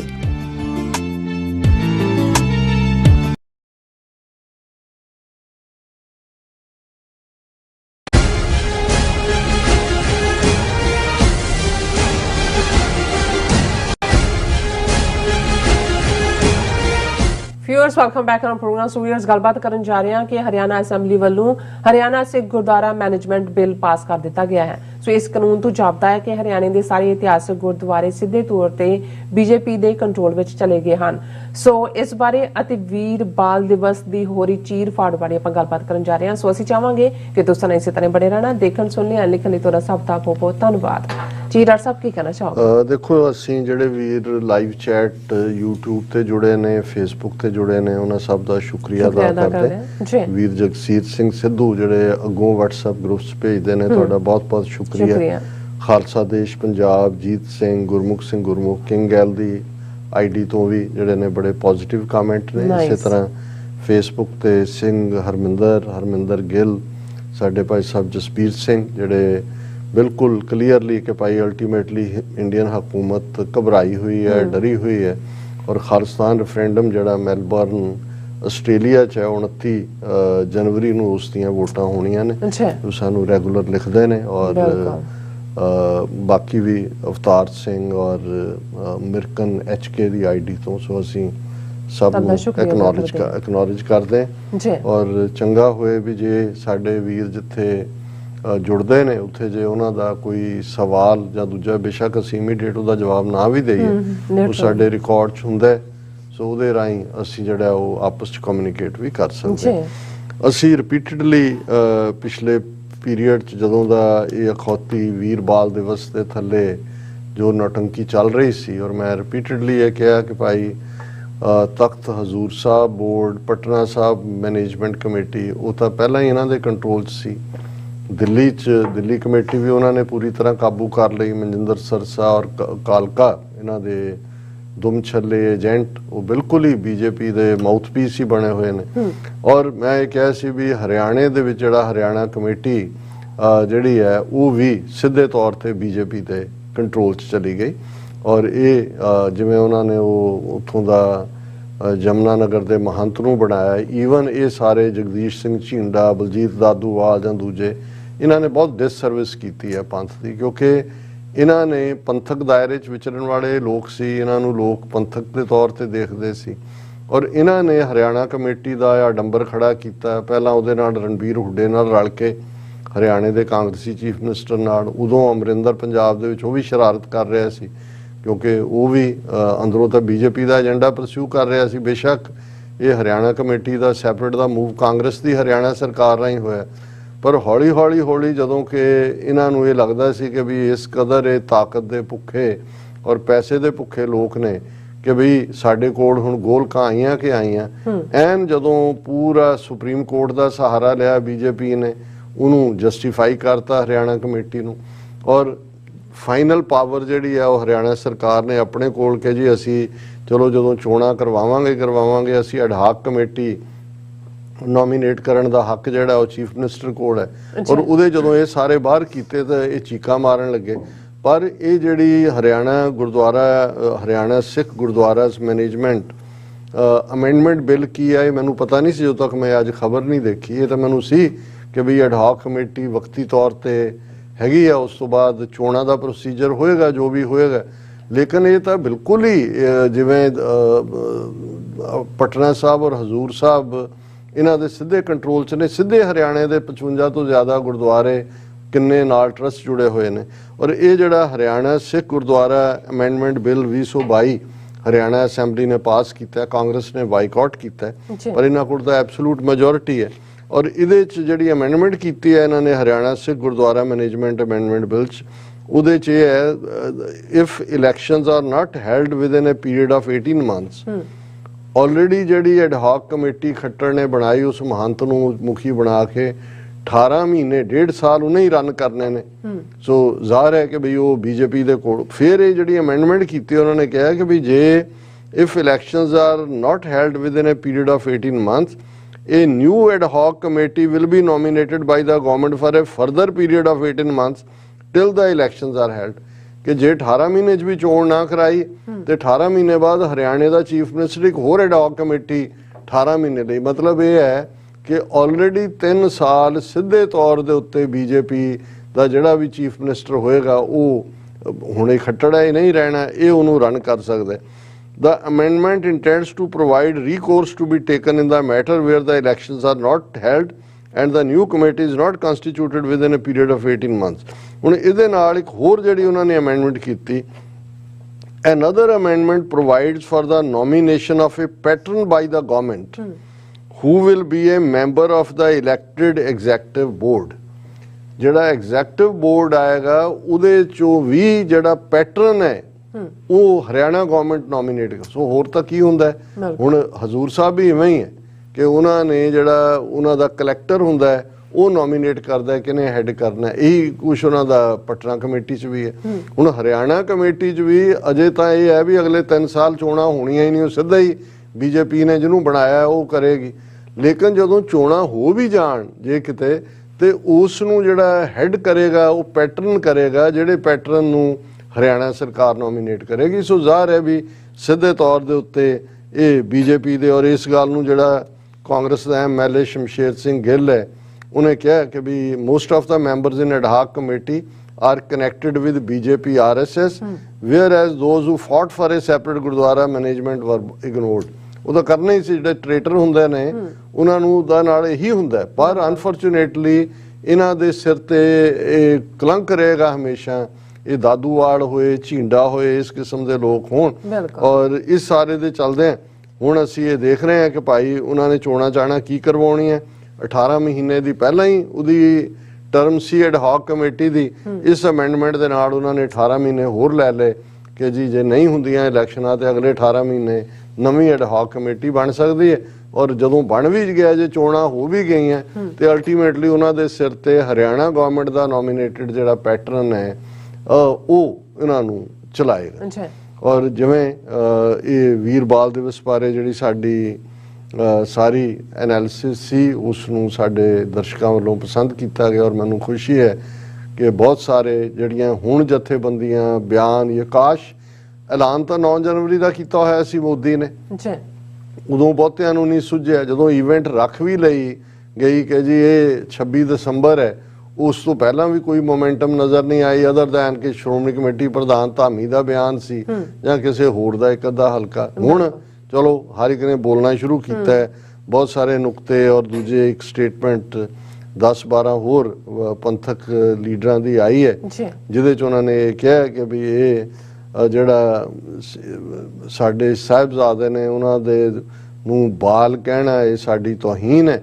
ਔਰ ਇਹ ਜਿਹੜੀ ਹੈ ਮੋਦੀ ਦੀ ਜਿਹੜੀ RSS ਦੀ ਲੁਕੀ ਭਾਵਨਾ ਹੈ ਸਿੱਖਾਂ ਦਾ ਇਤਿਹਾਸ ਬਦਲਣ ਦੀ, ਉਹਨੂੰ ਜ਼ਾਹਰ ਕਰਦਾ ਹੈ।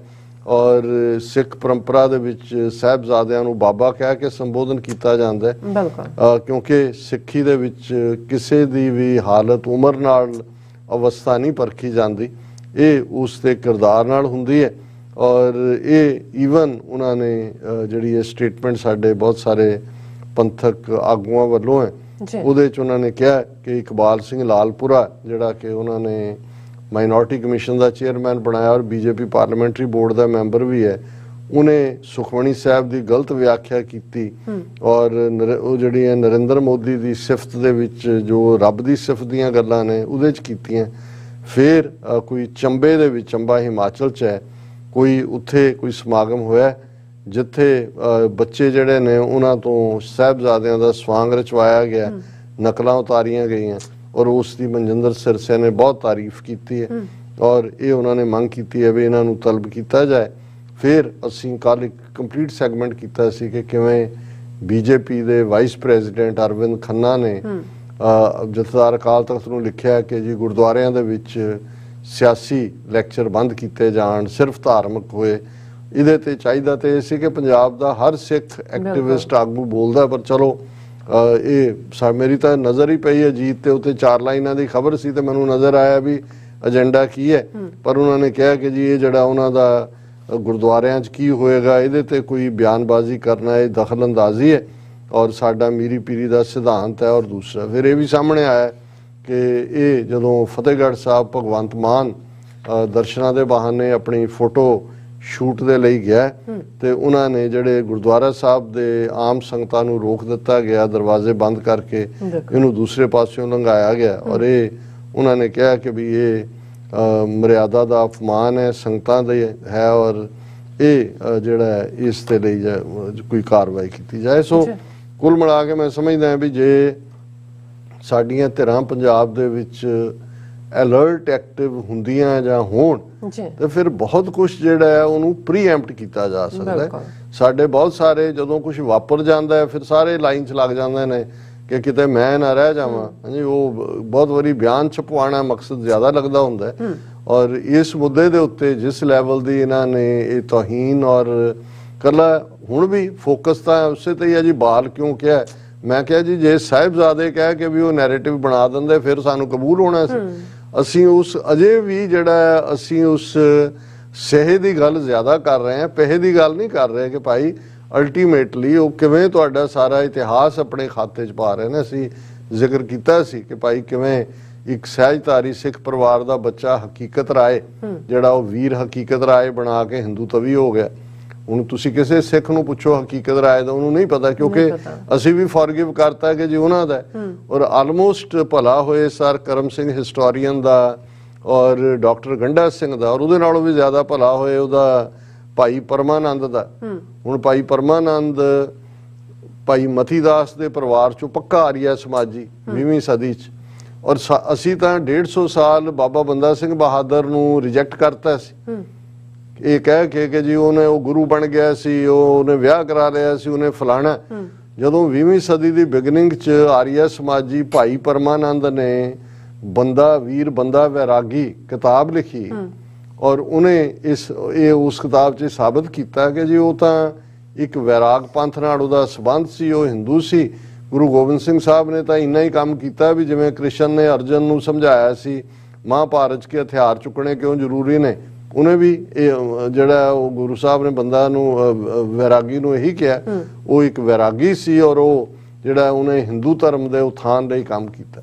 ਜਦੋਂ ਗੱਲ ਇੱਥੇ ਪਹੁੰਚੀ ਉਦੋਂ ਸਾਨੂੰ ਸਮਝ ਆਈ ਕਿ ਜੀ ਸਾਡਾ ਬੰਦਾ ਸਿੰਘ ਬਹਾਦਰ ਜਿਹਨੂੰ ਅਸੀਂ ਤਾਂ ਉਹ ਗੁਰੂ ਬਣਾ ਕੇ ਤੇ ਜਿਹੜਾ ਵਿਆਹ ਕਰਨ ਕਰਕੇ ਉਹਨੂੰ ਗੁਨਾਹਗਾਰ ਬਣਾ ਕੇ ਕੱਢਿਆ ਹੋਇਆ ਸੀ। ਬਹੁਤ ਸਾਰੇ ਪੁਰਾਣੇ ਅਕਾਊਂਟ ਵੀ ਇਸ ਪਾਸੇ ਤੋੜ ਦਿੱਤੇ ਗਏ ਸੀ। ਦੈਨ ਜਿਹੜੀ ਹੈ sir Karam Singh historian doctor Ganda Singh ਦਾ ਇਹਦੇ ਤੇ ਮੋਨੂਮੈਂਟਲ ਕੰਮ ਸੀ ਕਿ ਭਾਈ ਉਹਨਾਂ ਨੇ ਫਿਰ ਹੌਲੀ ਹੌਲੀ ਹੌਲੀ ਬੰਦਾ ਸਿੰਘ ਬਹਾਦਰ ਅਸੀਂ ਵਾਪਸ ਸਿੱਖ ਪੰਥ ਦੇ ਵਿੱਚ ਲਿਆਂਦਾ। ਲੇਕਿਨ ਅੱਜ ਵੀ ਜਿਹੜਾ ਉਹਨਾਂ ਦਾ ਅਕਾਊਂਟ ਹੈ RSS ਦਾ, ਉਹਨੂੰ ਉਹ ਵੀਰ ਬੰਦਾ ਵੈਰਾਗੀ ਕਹਿੰਦੇ ਨੇ। ਔਰ ਹੁਣ ਇਹੀ ਵੀਰ ਬਾਲ ਦਿਵਸ ਦੇ ਥੱਲੇ ਜਿਹੜਾ ਇਹ ਸਾਰੀ ਉਹਨਾਂ ਦੀ ਲਾਈਨ ਹੈ। ਪਰ ਚਲੋ ਦੇਰ ਆਏ ਤੇ ਦਰੁਸਤ ਆਏ, ਘੱਟੋ ਘੱਟ ਸਿੱਖ ਜਥੇਬੰਦੀਆਂ ਨੂੰ ਫਿਕਰ ਤਾਂ ਹੋ ਰਿਹਾ ਕੁਝ ਥੋੜਾ ਬਹੁਤ। ਜੀ ਡਾਕਟਰ ਸਾਹਿਬ ਤੁਹਾਡਾ ਬਹੁਤ ਬਹੁਤ ਧੰਨਵਾਦ। ਸਾਥ ਲੈਣੇ ਬ੍ਰੇਕ ਵਿਊਅਰਸ ਤੁਸੀਂ ਇਸੇ ਤਰ੍ਹਾਂ ਬਣੇ ਰਹਿਣਾ। ਮਿਲਦੇ ਹਾਂ ਛੋਟੇ ਜਿਹੇ ਵਕਫੇ ਤੋਂ ਬਾਅਦ।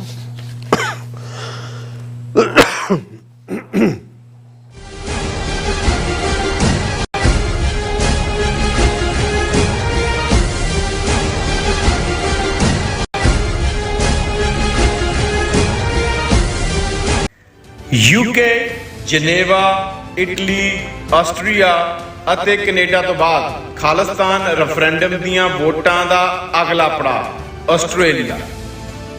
ਆਸਟ੍ਰੇਲੀਆ ਵਿੱਚ ਖਾਲਿਸਤਾਨ ਰੈਫਰੈਂਡਮ ਦੇ ਪਹਿਲੇ ਪੜਾਅ ਦੀਆਂ ਵੋਟਾਂ 29 ਜਨਵਰੀ ਦਿਨ ਐਤਵਾਰ ਨੂੰ ਮੈਲਬਰਨ ਦੇ ਫੈਡਰੇਸ਼ਨ ਸਕੁਆਇਰ ਵਿੱਚ ਸਵੇਰੇ 9 ਵਜੇ ਤੋਂ ਲੈ ਕੇ ਕੀ ਤੁਹਾਨੂੰ 30, 40 ਜਾਂ 50 ਦਿਨ ਵੇਟ ਕਰਨੀ ਪੈ ਰਹੀ ਹੈ ਤੁਹਾਡੇ ਚੈੱਕ ਲਈ? ਫਿਰ ਬ੍ਰੋਕਰਾਂ ਪਿੱਛੇ ਭੱਜਦੇ ਫਿਰਦੇ ਹੋ ਪੈਸੇ ਲਈ। ਬਹੁਤ ਜ਼ਿਆਦਾ ਟਾਈਮ ਵੇਸਟ ਹੋ ਜਾਂਦਾ ਇੱਦਾਂ ਤਾਂ। ਜੇ ਤੁਸੀਂ ਅੱਜ ਹੀ ਪੈਸੇ ਲੈਣੇ ਤਾਂ ਬੌਬਟੇਲ ਨੂੰ ਕਾਲ ਕਰੋ। ਬੌਬਟੇਲ ਤੁਹਾਡੀਆਂ ਇਨਵੌਇਸਸ ਸੇਮ ਡੇ ਫੰਡ ਕਰ ਸਕਦੇ ਹਨ for a small fee, no contract, no reserve and no hidden fees। ਅੱਜ ਹੀ ਕਾਲ ਕਰੋ ਬੌਬਟੇਲ ਨੂੰ ਤੇ ਤੁਹਾਡਾ ਪਹਿਲਾ ਮਹੀਨਾ ਫ੍ਰੀ। 410 204 2084। ਅਗੇਨ 410 204 2084। ਕੀ ਤੁਹਾਨੂੰ 30, 40 ਜਾਂ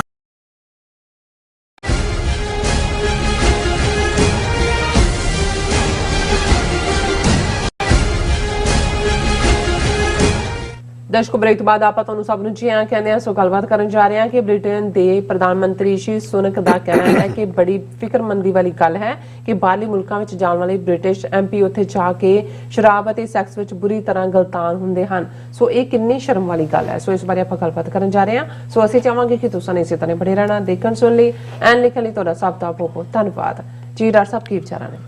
ਦੇਖੋ ਇਹ ਖਬਰ ਜਦੋਂ ਮੈਂ ਦੇਖੀ ਮੇਰਾ ਹਾਲਾਂ ਮਨ ਤਾਂ ਨਹੀਂ ਸੀ ਡਿਸਕਸ ਕਰਨ ਦਾ, ਪਰ ਮੈਨੂੰ ਇਹ ਲੱਗਾ ਕਿ ਕਿਵੇਂ ਜਿਹੜੀਆਂ ਸਿਵਲਾਈਜੇਸ਼ਨਸ ਜਾਂ ਜਿਹੜੀਆਂ ਤਹਿਜ਼ੀਬਾਂ ਆਪਣੇ ਆਪ ਨੂੰ ਸੁਪੀਰੀਅਰ ਕਹਿ ਕੇ ਜਿਨ੍ਹਾਂ ਨੇ ਦੁਨੀਆ ਨੂੰ ਕਿਵੇਂ ਰੋਂਦਿਆ ਹੋਇਆ ਪੈਰਾਂ ਥੱਲੇ, ਕਿਵੇਂ ਇਹ ਯੂਰਪੀਅਨ ਪਾਵਰਸ ਜਿਨ੍ਹਾਂ ਨੇ ਸਾਰੀ ਦੁਨੀਆ ਨੂੰ ਕੋਲੋਨਾਈਜ਼ ਕੀਤਾ, ਕਿਸ ਲੈਵਲ ਦੇ ਜ਼ੁਲਮ ਕੀਤੇ, ਔਰ ਇਹ ਬ੍ਰਿਟਿਸ਼ਰਸ ਜਿਹੜੇ ਆਪਣੇ ਆਪ ਨੂੰ ਮੈਗਨਾ ਕਾਰਟਾ ਤੋਂ ਲੈ ਕੇ ਦੁਨੀਆ ਦੇ ਲਾਅ ਗਿਵਰ ਵੀ ਬਣਦੇ ਨੇ, ਸਿਵਲਾਈਜੇਸ਼ਨ ਦਿੱਤੀ, ਔਰ ਵਾਈਟ ਰੇਸਿਜ਼ਮ ਜਿਹੜਾ ਇਹਨਾਂ ਦੇ ਬਿਲਕੁਲ ਪੋਟੇ 'ਚ ਵੜਿਆ ਹੋਇਆ, ਰਗੋ ਰੇਸ਼ੇ 'ਚ ਵੜਿਆ ਹੋਇਆ।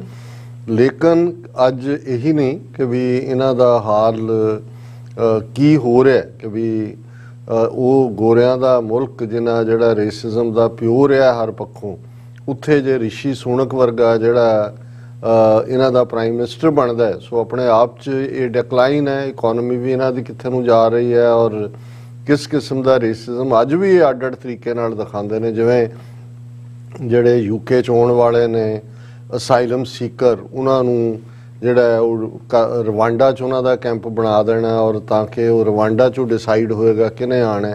ਸੋ ਇਹ ਸਾਰੀਆਂ ਲਾਈਨਸ ਉਸੇ ਤੇ ਹੀ ਚੱਲ ਰਹੀਆਂ ਨੇ। ਪਰ ਮੈਂ ਜਦੋਂ ਇਹ ਖਬਰ ਦੇਖੀ ਕਿ ਵੀ ਰਿਸ਼ੀ ਸੁਨਕ ਇਹ ਕਹਿ ਰਿਹਾ ਕਿ ਵੀ ਮੈਂ ਇਸ ਗੱਲ ਦਾ ਬੜਾ ਸਾਨੂੰ ਫਿਕਰ ਹੈ ਵੀ ਇਹ ਸਾਡੇ MP ਜਿਹੜੇ ਕਿ ਬਾਹਰ ਮੁਲਕਾਂ ਦੇ ਟ੍ਰਿਪ ਟੂਰ ਤੇ ਜਾਂਦੇ ਨੇ, ਉੱਥੇ ਜਾ ਕੇ ਐਕਸੈਸਿਵ ਅਲਕੋਹਲ ਦਾ ਇਸਤੇਮਾਲ ਕਰਦੇ ਨੇ, ਉੱਥੇ ਬਰੋਦਲ ਚੱਕਲਿਆਂ ਦੇ ਵਿੱਚ ਜਾਂਦੇ ਨੇ, ਸੈਕਸ਼ੂਅਲ ਇੰਟੈਲੀਜੈਂਸ ਹੁੰਦੀ ਹੈ, ਔਰ ਇਹਦੇ ਨਾਲ ਇਹਨਾਂ ਦੀ ਜਿਹੜੀ ਹੈ ਵਲਨਰੇਬਿਲਟੀ ਹੁੰਦੀ ਹੈ, ਕਿਉਂਕਿ ਕੱਲ ਨੂੰ ਇਹਨਾਂ ਦੀਆਂ ਇਹਨਾਂ ਕਮਜ਼ੋਰੀਆਂ ਦੇ ਤਹਿਤ ਇਹਨਾਂ ਨੂੰ ਬਲੈਕਮੇਲ ਕਰਕੇ ਮੁਲਕ ਦੀ ਸਿਕਿਉਰਿਟੀ ਦੇ ਲਈ ਵੀ ਇਹ ਵੱਡਾ ਖਤਰਾ ਜਿਹੜੇ ਨੇ ਉਹ ਬਣ ਜਾਂਦੇ ਨੇ। ਔਰ ਇਹ ਗੱਲ ਇੱਥੋਂ ਤੱਕ ਮਹਿਦੂਦ ਨਹੀਂ ਹੈ, ਕਿਉਂਕਿ ਇਹ ਖਬਰ ਹੀ ਇਹ ਹੈ ਕਿ ਰਿਸ਼ੀ Sunak very concerned over British MPs indulgence in sex and heavy drinking in foreign trips।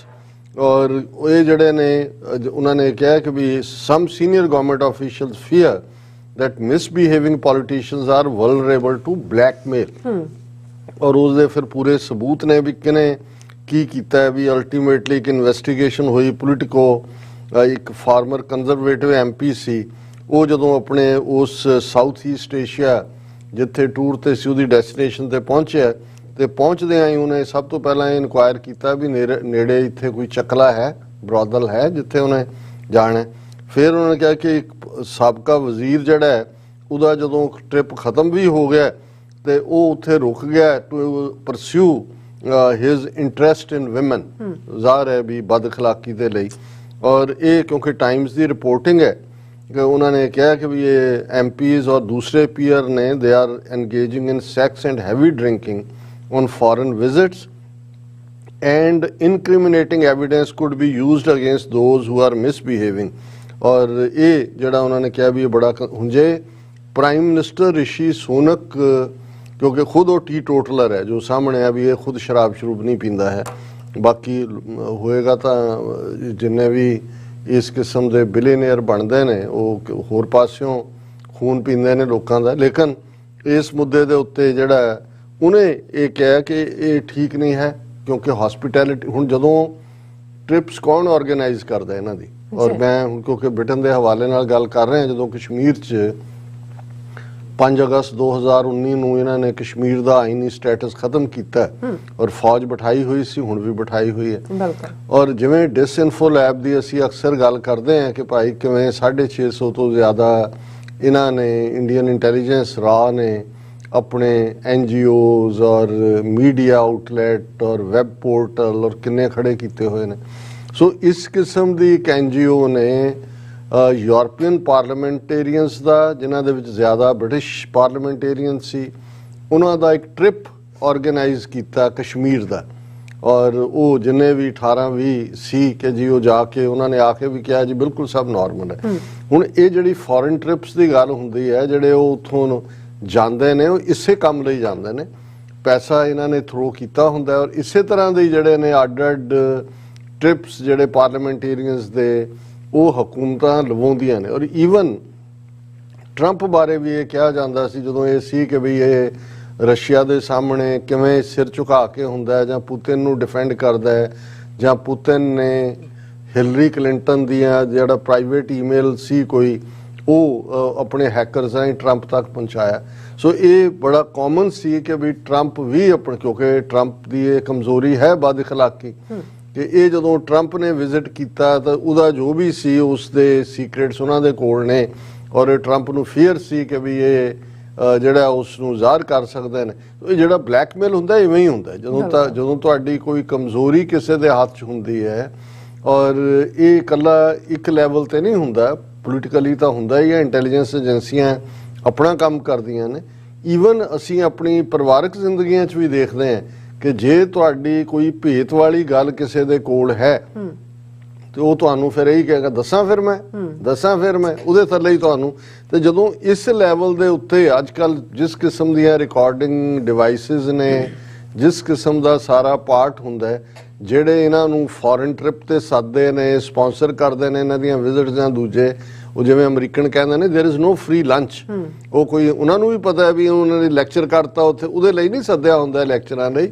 ਉਹ ਆਲਰੇਡੀ ਇਸ ਕਿਸਮ ਦੀਆਂ ਜਿਹੜੀਆਂ ਇਹਨਾਂ ਦੇ ਟ੍ਰਿਪ ਸਪਾਂਸਰ ਕਰਨ ਵਾਲੀਆਂ ਬਣਾਈਆਂ ਹੁੰਦੀਆਂ ਨੇ। ਉਹ ਵੀ ਹੁੰਦਾ, ਹਰ ਇੰਟੈਲੀਜੈਂਸ ਏਜੰਸੀ ਨੇ ਆਪਣਾ ਕੋਈ ਬਿਜ਼ਨਸ ਨੈਟਵਰਕ ਰੱਖਿਆ ਹੈ, ਕੋਈ ਜਿਹੜਾ NGOs ਦਾ ਰੱਖਿਆ ਹੈ, ਕੋਈ ਮੀਡੀਆ ਪਲੇਟਫਾਰਮ ਰੱਖਿਆ ਹੈ, ਕੋਈ ਹੋਰ ਰੱਖਿਆ ਹੈ। ਪਰ ਮੈਨੂੰ ਇਹ ਹੈਰਾਨੀ ਹੋਈ ਵੀ ਬ੍ਰਿਟਨ ਔਰ ਇਹਨਾਂ ਦੇ ਪੋਲੀਟੀਸ਼ੀਅਨਸ ਜਿਹੜੇ ਦੁਨੀਆ ਨੂੰ ਮੋਰੈਲਿਟੀ, ਸਿਵਲਾਈਜੇਸ਼ਨ, ਫਲਾਣਾ ਢਿਮਕਾ ਸਿਖਾਉਣ ਵਾਲੇ ਨੇ, ਆਪਣਾ ਇਹਨਾਂ ਦਾ ਹਾਲ ਜਿਹੜਾ ਉਹ ਸ਼ਰਾਬ ਦੀ ਬੋਤਲ ਔਰ ਬਦ ਅਖਲਾਕੀ ਤੋਂ ਵਿਕਣ ਵਾਲੇ ਲੋਕ ਜਿਹੜੇ ਨੇ, ਇਹ ਡਿਜ਼ਰਵ ਵੀ ਕਰਦੇ ਨੇ। ਇਹ ਜਿਸ ਲੈਵਲ ਦੇ ਇਹਨਾਂ ਨੇ ਇਨਸਾਨੀਅਤ ਦੇ ਉੱਤੇ ਜ਼ੁਲਮ ਕੀਤੇ ਹੋਏ ਨੇ, ਇਹ ਅਲਟੀਮੇਟਲੀ ਇਹ ਠੀਕ ਹੈ ਕਿ ਵੀ ਜਦੋਂ ਕਿਸੇ ਦਾ ਰਾਈਜ਼ ਹੁੰਦਾ ਉਹ ਮਨ ਮਰਜ਼ੀ ਨਾਲ ਜੋ ਤੁਸੀਂ ਮਰਜ਼ੀ ਕਰੀ ਜਾਓ। ਪਰ ਇਹ ਅਫਸੋਸ, ਇਹ ਅਸੀਂ ਤਾਂ ਆਪਣੇ ਉੱਥੋਂ ਦੇ ਸਾਊਥ ਏਸ਼ੀਅਨ ਕੌਂਟੈਕਸਟ ਦੇ ਵਿੱਚ ਕਰਪਸ਼ਨ ਦੇਖਦੇ ਹਾਂ, ਬਦ ਅਖਲਾਕੀ, ਮੋਰੈਲਿਟੀ ਔਰ ਦੂਸਰੇ ਦਾ ਘਾਣ ਹੁੰਦਾ ਦੇਖ ਰਹੇ। ਤੇ ਜੇ ਇਸ ਲੈਵਲ ਦੇ ਉੱਤੇ ਜਦੋਂ ਅਸੀਂ ਦੇਖਦੇ ਹਾਂ ਕਿ ਫਿਰ ਤਾਂ, ਔਰ ਇਹੀ ਕਾਰਨ ਹੈ ਅੱਜ ਜਦੋਂ ਤੁਸੀਂ ਗਲੋਬਲੀ ਨਜ਼ਰ ਮਾਰੋ, ਤੁਹਾਨੂੰ ਇਹ ਨਹੀਂ ਵੀ ਥਰਡ ਰੇਟ ਲੀਡਰ ਨਜ਼ਰ ਆਉਂਦੇ ਨੇ ਜਾਂ ਥਰਡ ਰੇਟ ਸਾਰੇ ਸਿਆਸੀ ਲੋਕ ਨਜ਼ਰ ਆਉਂਦੇ ਨੇ, ਹਰ ਪਾਸੇ ਡਿਕਲਾਈਨ ਹੀ ਹੈ, ਹਰ ਪਾਸੇ ਡਿਕਲਾਈਨ। ਜੀ ਡਾਕਟਰ ਸਾਹਿਬ ਤੁਹਾਡਾ ਬਹੁਤ ਬਹੁਤ ਸ਼ੁਕਰੀਆ। ਸੋ ਇੱਥੇ ਲੈਣੇ ਬ੍ਰੇਕ। ਵਿਊਅਰਸ ਤੁਸੀਂ ਕਿਤੇ ਨਹੀਂ ਜਾਣਾ, ਮਿਲਦੇ ਹਾਂ after this short break.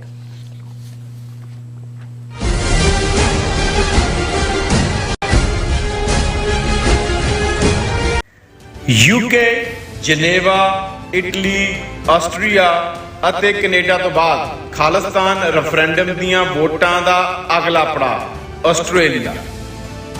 Australia ਵਿੱਚ ਖਾਲਿਸਤਾਨ ਰੈਫਰੈਂਡਮ ਦੇ ਪਹਿਲੇ ਪੜਾਅ ਦੀਆਂ ਵੋਟਾਂ 29 ਜਨਵਰੀ ਦਿਨ ਐਤਵਾਰ ਨੂੰ ਮੈਲਬਰਨ ਦੇ ਫੈਡਰੇਸ਼ਨ ਸਕੁਆਇਰ ਵਿੱਚ ਸਵੇਰੇ 9 ਵਜੇ ਤੋਂ ਲੈ ਕੇ ਸ਼ਾਮ ਦੇ 5 ਵਜੇ ਤੱਕ ਪੈਣਗੀਆਂ। ਹੋਰ ਜਾਣਕਾਰੀ ਲਈ ਦਿੱਤੇ ਹੋਏ ਨੰਬਰਾਂ ਤੇ ਸੰਪਰਕ ਕਰ ਸਕਦੇ ਹੋ। ਇੱਕ ਓੰਕਾਰ, ਇੱਕ ਸ਼ਬਦ ਵੱਖਰਾ ਕਹਿਣਾ, ਇੱਕ ਓੰਕਾਰ, ਇਸ ਤਰ੍ਹਾਂ ਬੋਲਣਾ। ਸਾਡਾ ਇਹ ਨਿੱਕਾ ਜਿਹਾ ਉਪਰਾਲਾ ਹੈ ਕਿ ਅਸੀਂ ਸਾਰੇ ਖੁਦ ਧੰਨ ਸ਼੍ਰੀ ਗੁਰੂ ਗ੍ਰੰਥ ਸਾਹਿਬ ਜੀ ਦੀ ਬਾਣੀ ਦਾ ਸ਼ੁੱਧ ਉਚਾਰਨ ਕਰ ਸਕੀਏ। ਸਤਿਨਾਮ ਕਰਤਾ ਪੁਰਖ। ਪਰਿਵਾਰ ਵਿੱਚ ਬੈਠ ਕੇ ਇਸ ਪ੍ਰੋਗਰਾਮ ਨੂੰ ਦੇਖੀਏ ਤੇ ਆਪਣੇ ਪਰਿਵਾਰਾਂ ਨੂੰ ਗੁਰਬਾਣੀ ਨਾਲ ਜੋੜੀਏ। TV 84 ਤੇ ਹਰ ਰੋਜ਼ ਸ਼ਾਮ 6 ਵਜੇ ਤੋਂ 6:30 ਵਜੇ ਤੱਕ ਗੁਰਬਾਣੀ ਸੰਥਿਆ ਦਾ ਪ੍ਰਸਾਰਣ ਕੀਤਾ ਜਾਵੇਗਾ।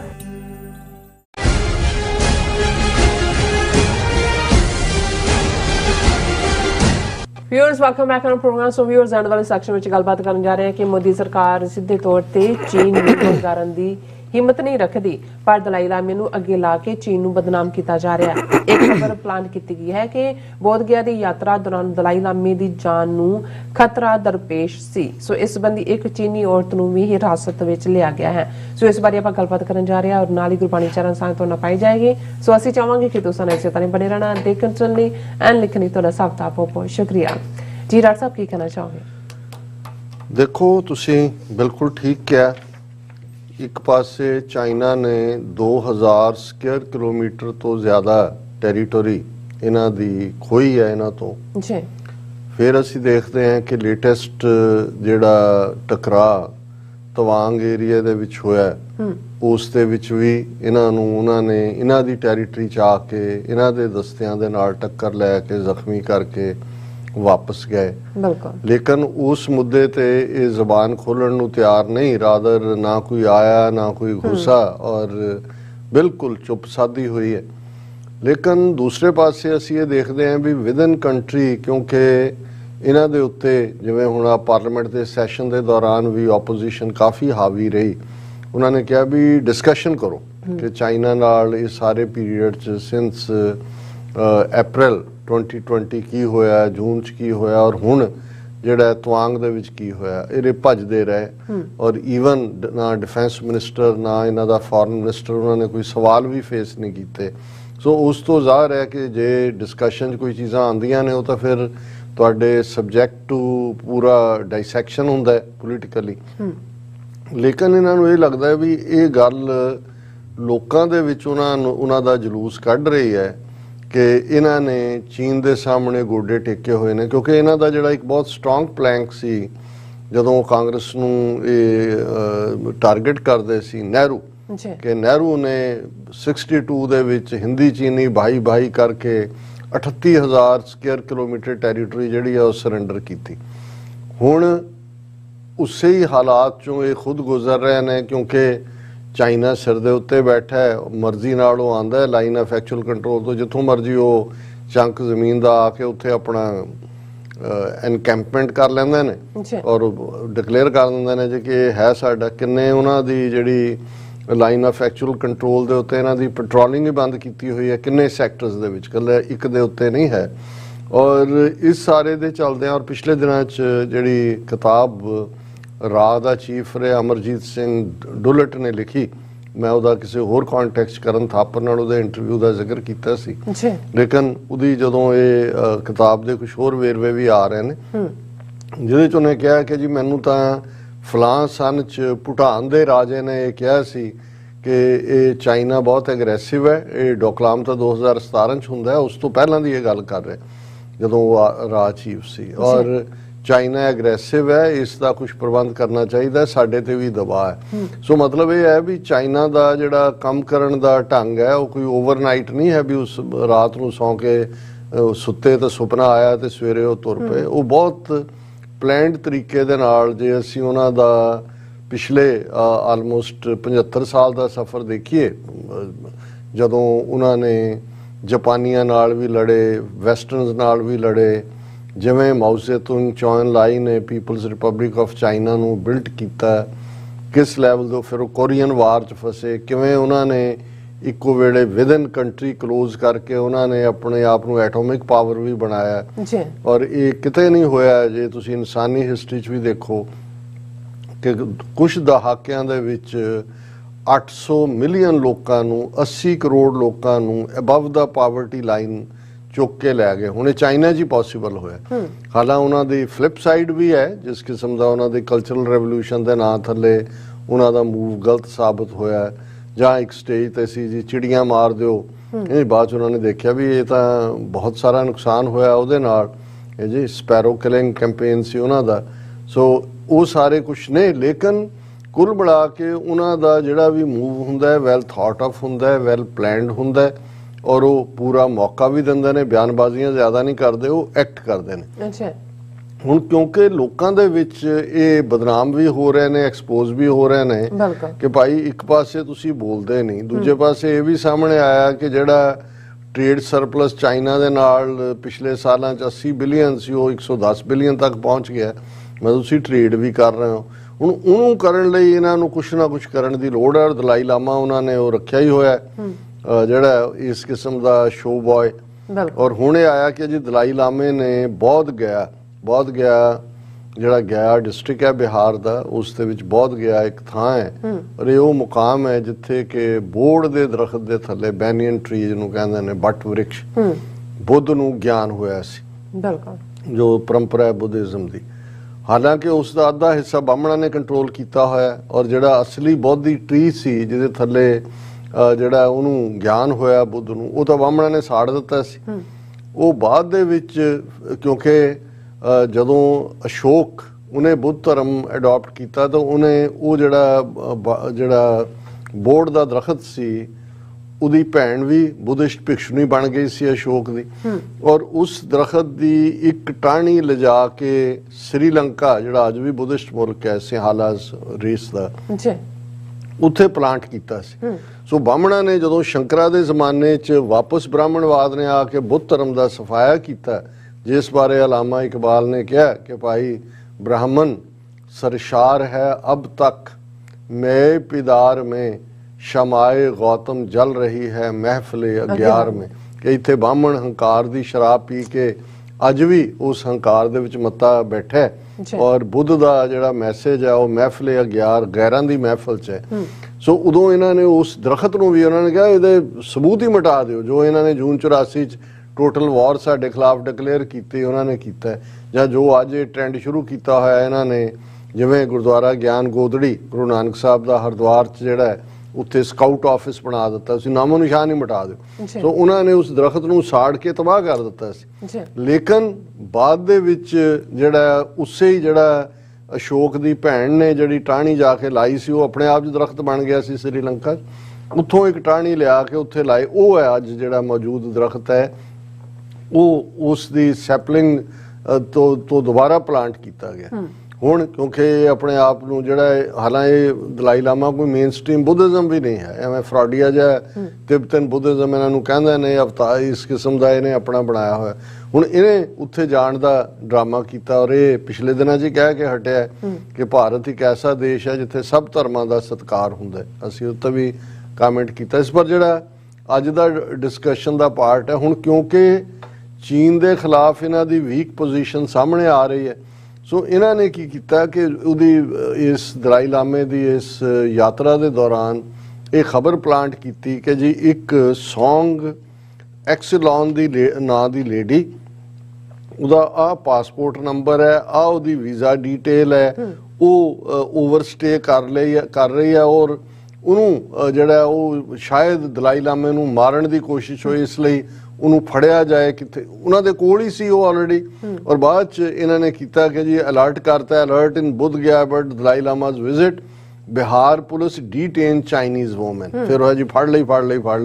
ਹੁਣ ਉਹਨਾਂ ਨੇ ਕਿਹਾ ਜੀ ਉਹ ਸਾਡੀ ਕਸਟਡੀ 'ਚ ਹੈ ਔਰ ਉਸ ਤੋਂ ਜਿਹੜਾ she is being questioned by various agencies, she is being interrogated from all angles including visa violation norms, ਔਰ ਇਹ ਜਿਹੜੀ ਹੈ ਸਾਰੀ ਸਿਕਿਉਰਿਟੀ ਹੈ ਉਹ ਦਿਸ ਦੈਟ।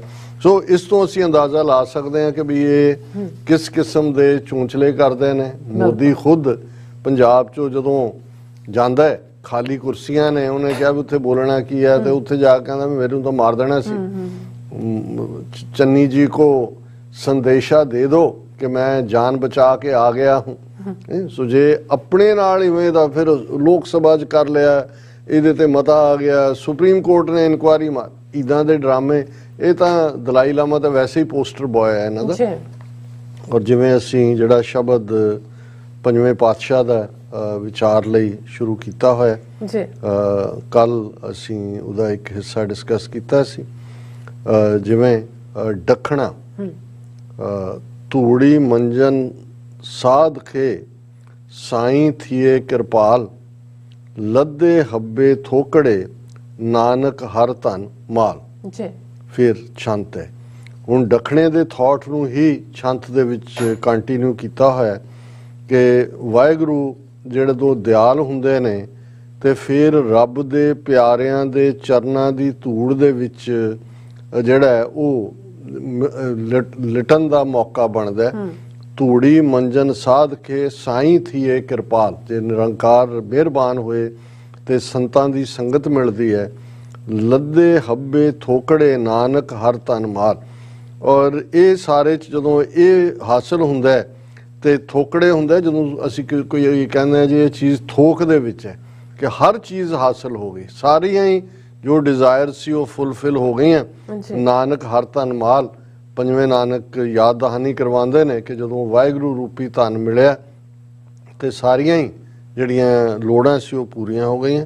ਸ਼ਾਂਤ ਹੈ ਸੁੰਦਰ ਸੁਆਮੀ ਧਾਮ, ਭਗਤੈ ਬਿਸਰਾਮ, ਆਸਾ ਲਗ ਜੀਵਤੇ ਜੀਓ, ਮਨ ਤਨੇ ਗਲਤਾਨ, ਸਿਮਰਤ ਪ੍ਰਭ ਨਾਮ, ਹਰ ਅੰਮ੍ਰਿਤ ਪੀਵਤੇ ਜੀਓ। ਸੁੰਦਰ ਸੁਆਮੀ ਧਾਮ ਕਿ ਮੇਰਾ ਵਾਹਿਗੁਰੂ ਉਸ ਦਾ ਘਰ, ਉਸ ਦਾ ਟਿਕਾਣਾ ਬਹੁਤ ਸੁੰਦਰ ਹੈ।